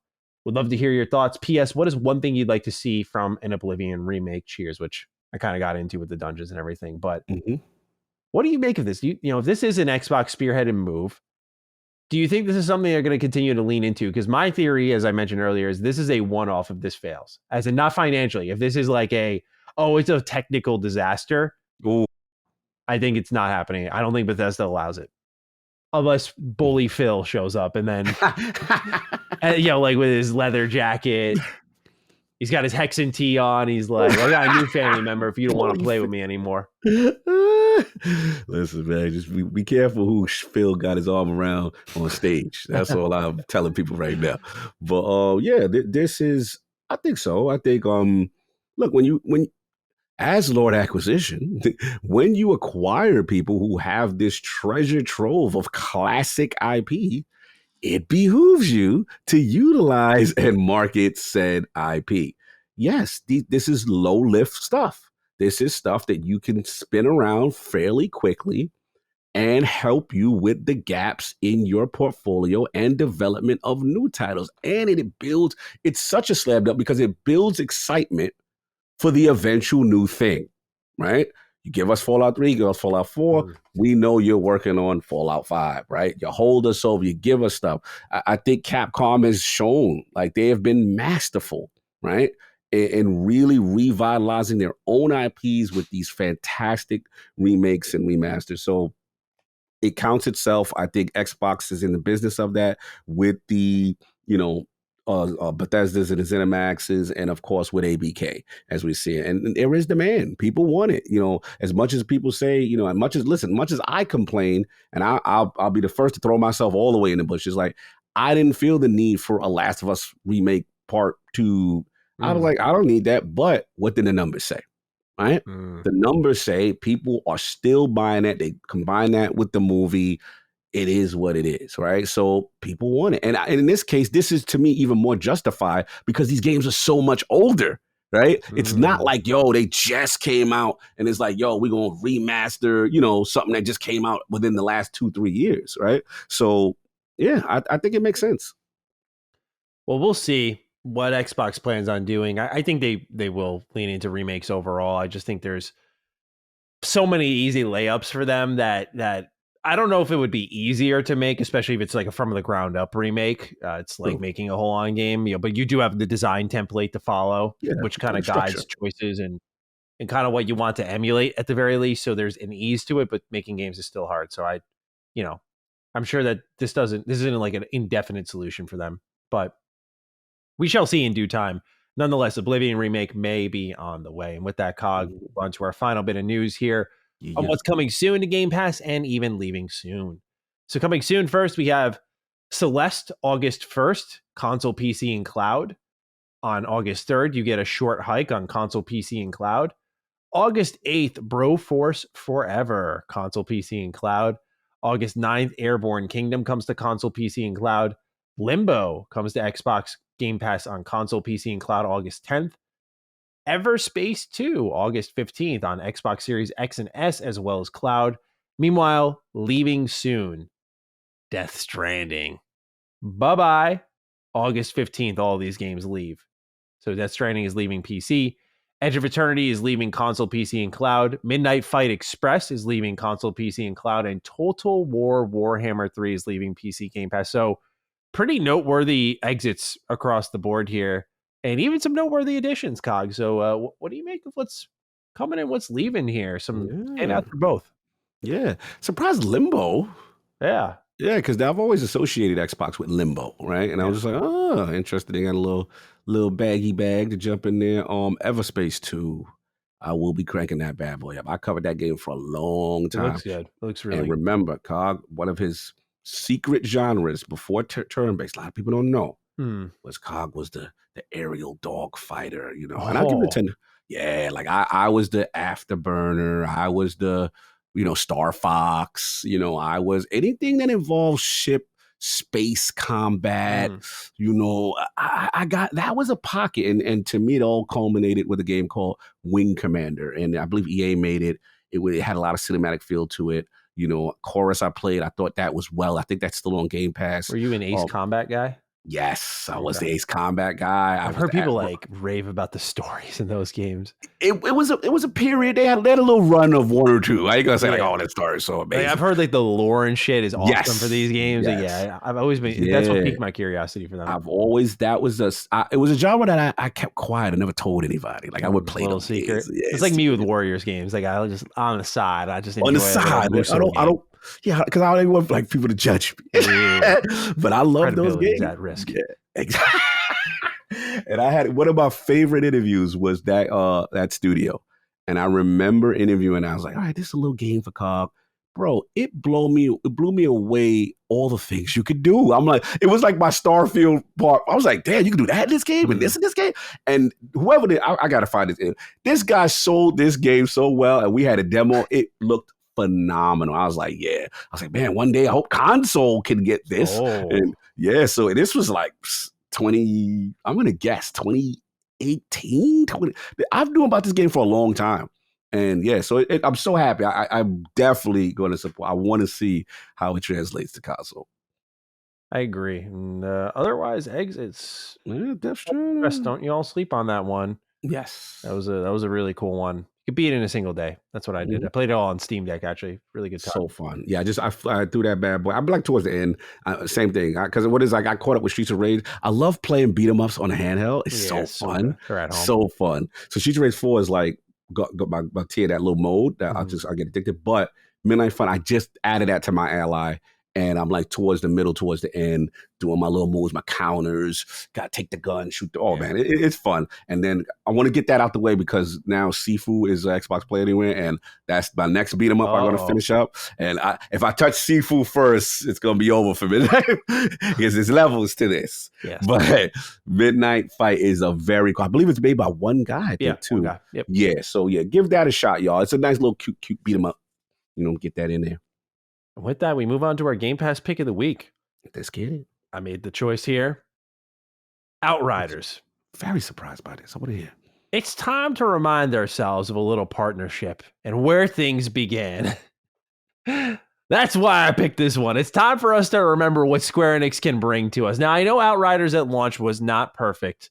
I enjoyed it quite a bit. I know it was one of Colin's Game of the Years. It was one of my Game of the Years. It was a really fun time if you could tolerate some early server issues. But for all Square Enix's faults, I'm going to speak a little positively of them now. Let's go. Bought and paid for, baby. Let's go. Outriders was the first ever third-party day one Game Pass game. Square Enix was willing to play ball with Game Pass, and they brought us what I thought was one of the best games of that year. Outriders, if you have not played it, has an expansion. Now, I've not messed with World Slayers, but the base game, I know you have, so I knew you'd have more layers and bars for this, but for what I played with Outriders, good 50 hours, 60 hours in this game, it is one of the most locomotive third-person shooters you can play. Like, if you watch any gameplay, you're just hustling around the environment. Like, yeah, it's a third-person cover-based shooter. Like, you will never be in cover in this game. The powers, it's like Mass Effect 3 multiplayer on steroids, bro. You're zipping all over the place, man. Like, if you were playing the Vanguard, at least with the class I picked, and I was dive bombing dudes, recovering health, it is so much fun. I know Colin, I remember we did a spoiler cast. He really, he was even on the spoiler cast review discussion going into story components. I was like, oh, I fucking remember that. So I know some people will really dig it. It's not the draw here, in my opinion, but there is an interesting world here. And what I like about Outriders is I feel bad because they got bit by people thinking it was a live service game when it was just a co-op shooter. Yes. It was just a co-op shooter. And I think it deserved much more love and attention and a player base and dedication than it actually got. But this is one that and also I know a lot of people felt misled by the initial reveal trailer, which was like the CGI concept from a Square Enix showcase versus what People Can Fly brought us. But we also know People Can Fly, who developed this, is working on something for Xbox with a 50 million-ish budget. So it's also a double whammy for those of you who don't care about Square Enix and their publishing quality, which can be hit or miss, that People Can Fly is doing something for Xbox. So you may want to get in touch with that.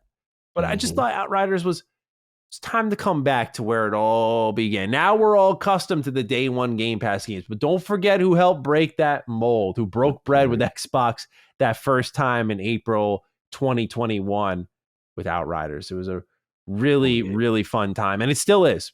Still an excellent game, and you can play with up to 2 buddies. So fire it up, nice 3-player co-op, romp around, different classes, different builds, lots of loot, but it's not loot vomit like your Neos, your Borderlands. It's manageable. And again, I just cannot emphasize the fun factor enough to you all. If you have yet to give it a try, even I played this all by myself. I couldn't convince because everyone thought it was this live servicey looter shooter. I was like, no, man, like it's so much more than that. But I couldn't convince anyone to hop in with me. And I'm just saying, you could play this by yourself. And if you like that gameplay, like I had no problem getting through the game. I loved it from top to bottom. So Cog, I know you have some extra layers here. Would you like to fire away? Yeah, man. Shout out to that. Doom, doom, doom, doom, doom. Doom. That was the title script. Usually games will get me if they have good title screen music. Look, yeah, we saw that a lot of that when we were waiting for the servers to load. Yep. Waiting for the servers to load, and waiting for when they had one of the worst glitches in the history of glitches where I lost my loot and I was in literally my underwear. I was cognito out here at the time. Oh, you ain't know? Yeah. And then I had to complain to Square Enix. I thought you were talking about you were there playing the game in your underwear. Oh, no, I ain't playing the game cognito. Like damn, bro. They had my virtue. I had my meat on the table like that. I had my virtual representation stuck with all my exotic and all my loot. And I was very angry. But the reason why I was so angry, Maddie, because I was having so much fun in that game. And I loved it so much. I couldn't wait to get back. So thankfully, they finally acknowledged it. It was a rough time. Shout out to Paul Tassi, who helped lead. He literally took my screenshot of me saying at Square Enix, bro, what's up? When y'all gonna fix this? At least give us an ETA. And that was the cover. Facts. And he took my shot as a cover of his article of me in my skivvies, my character in his skivvies. But anyway, look, the game, as a Destiny fan who likes as a looter shooter, right? And like you said, it's not really live service. This is co-op fun. I ran Technomancer class, so much fun. And what they did well is, like, Destiny can learn so much from them. From item management, UI, synergy with builds, combining powers. They gave you pure freedom. They didn't restrict you. And it was so fun. And to Colin's point, it didn't take itself serious with the story. It was just a fun romp, but it got dark and it had some heart to it. It was interesting, man. Yeah, Outriders and World Slave was excellent. I'm curious if they do any more content with it.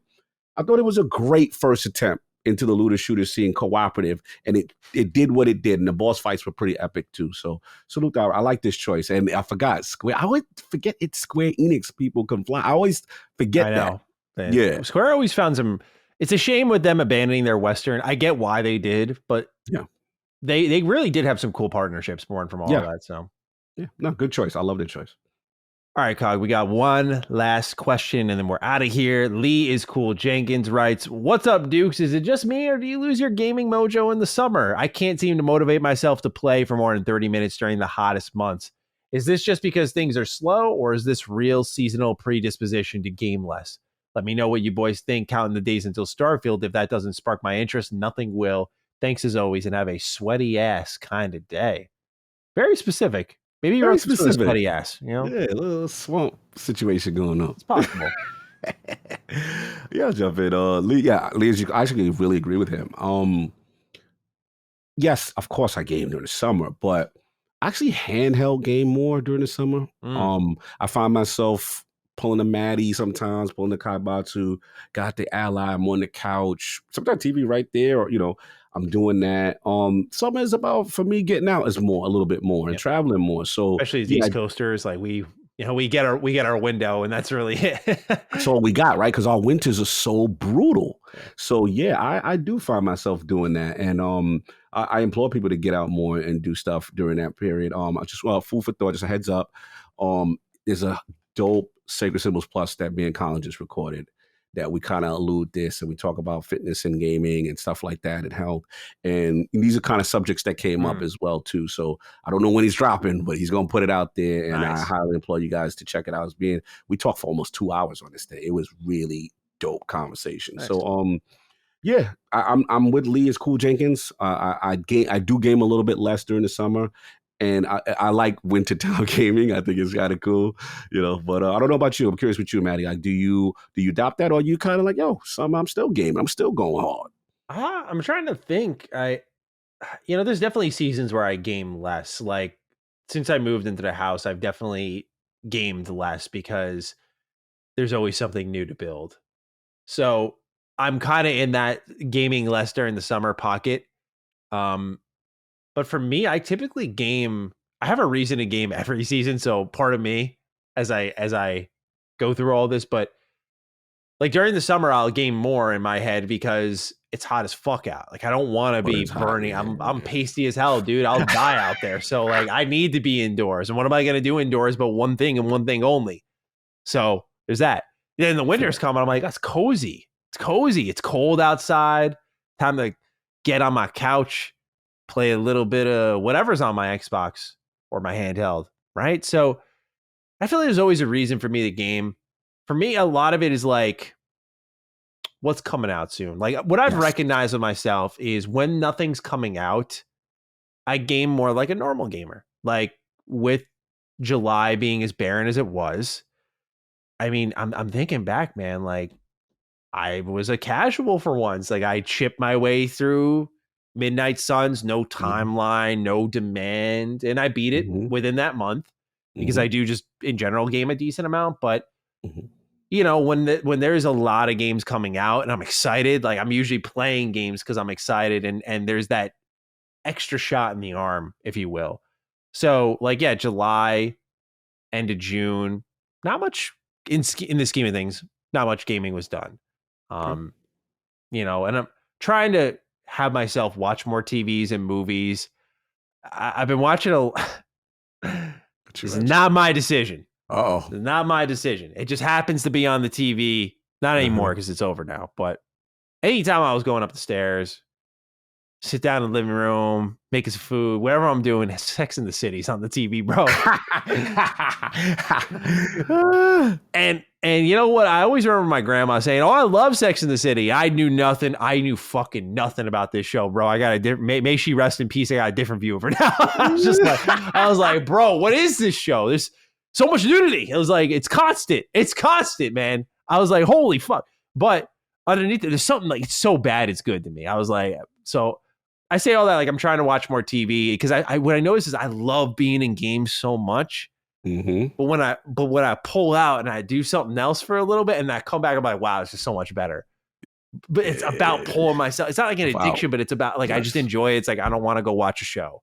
When I take that time to watch a show and then I sit down, I'm like, it's time to game. It's time to game. Like, oh, let's do this. Let's go. It's a different feeling. And like right now, it's fueled by this setup. Like I love gaming in here, which is good to know. I got a double monitor setup so I can watch my boys stream while I'm playing a little something. Like I've never had these privileges before. I've never had these before. Like we're getting a new couch. I'm going to be able to game comfortably. So I know my gaming time's about to just go up. But yeah, Lee, there's definitely seasons of gaming. And here's a little YouTuber fun fact for you on how I know this, all right? For those who are interested in getting into YouTube, you're going to want to know this anyway. For the rest of you who don't care, you got to deal with business side of Maddie speaking. So there are, and this doesn't exclusively happen with just YouTube, it's just anywhere. There are advertisers who want to pump sites full of money when they have something they want to sell. And in particular, there are down months where less advertising happens, and in turn, people like me make way less money. So those are months like January, February, July.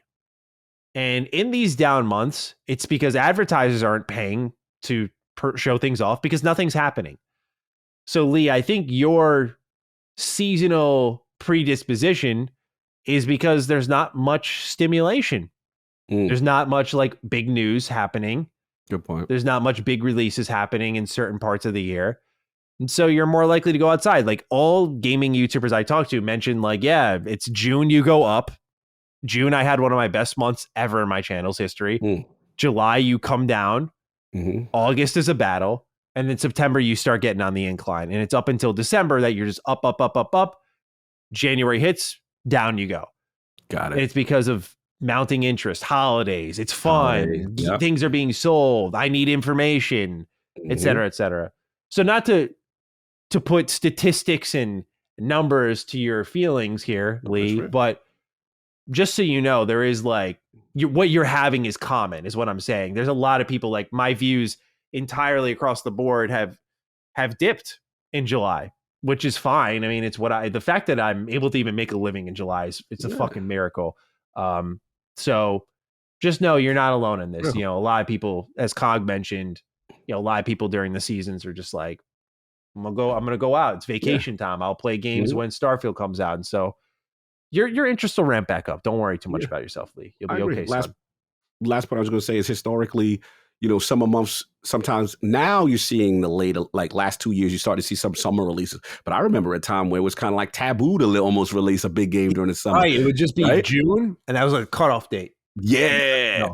Right. Because it was like that E3, big presence, channel, viewership, all that stuff. But to your point, July stuff comes down. But now with games being saturated, more games are coming out. People are starting to get a little bit more creative with, hey, we may be okay to throw it here and stuff like that. So, yeah, I just think things are changing, but I think you made fantastic points for sure. With that, Cog, that's our last question for the episode, sir. Really fun episode, man. Yes. So many. All these news topics could have been our number one easily. And I'd just like to note that Square Enix's new CEO, his name ain't Ichiban, it's Kiryu. Yo! I just want to throw that one out there. I was thinking that. Kiryu, you know, he's one of the OGs of this. Yeah. Goated man, goated name. Remember that name, y'all. I bet there was an Ichiban in the family of the last Square Enix CEO. I bet. Listen, I mean, all I know is, you know, Phil came through with infinite wealth. Hey, showed up on that beach. Someone couldn't resist. Someone couldn't resist. All right. Well, Cog, with that, it's time for us to wrap this one up. What we doing? We got a lot of good hashtag opportunities, don't we? What we doing? What you thinking? Oblivion. Oblivion was huge. Okay. DD renew. Did we do DD renew your vows? I feel like that's a perfect one. Hold on, I'm searching the hashtag. Hold on. Let's go. We definitely did not do that. That's very specific. We definitely did not do that. Yeah, it's not on any of the hashtags I just searched. No. Okay, we're good. Let's go. I don't mean to commandeer, but I feel like that's a good one. It is. We know significance. Yeah, I feel like we gotta just highlight that. So DD renew your vows. Renew them vows, man. You gotta make it right. So with that, ladies and gentlemen, if you got this deep, you want to let us know your thoughts on the episode, you can contact Cog or myself over on Twitter. I'm at G27status. Cog is at Lord Cognito. Use the hashtag DD renew your vows. Let us know your thoughts on the episode, positive or negative. We're happy to hear what you had to say on all of that. Otherwise, ladies and gentlemen, you can go ahead into the YouTube comment section and leave your thoughts there. And Cog, it's time for us to say goodbye. Is there any closing thoughts, or shall I wrap it up? Nah, fire episode. This was fun. We had a good one. A lot of fun topics. Yeah, can't wait. And as the summer continues, more games and more news. Can't wait. Yes, sir. So with that, we will catch all of you next week with episode 136 of Defining Duke and Xbox Podcast. Until then, take okay care of yourselves, and I guess we'll see you next week. Peace out. Defining Duke, an Xbox podcast, is a product and trademark of Last Stand Media and Collins Last Stand LLC, and is recorded from the United States of America. The show is conceived by Matthew Mr. Matty Plays Schroeder and me, Colin Moriarty, and and is written and produced by Matthew Schroeder. Maddie's co-host is Barry Lord Cognito Eversley. Defining Duke's executive producer is Dustin Furman, and the show is edited by associate producer Ben Smith. All of Last Stand's theme music is by Ramon Narvaez. As you know, all of Last Stand Media's shows, including Defining Duke, are fan-funded on Patreon at patreon.com/laststandmedia. The following names are at the producer support level on Patreon, and we're thankful for your kindness and generosity.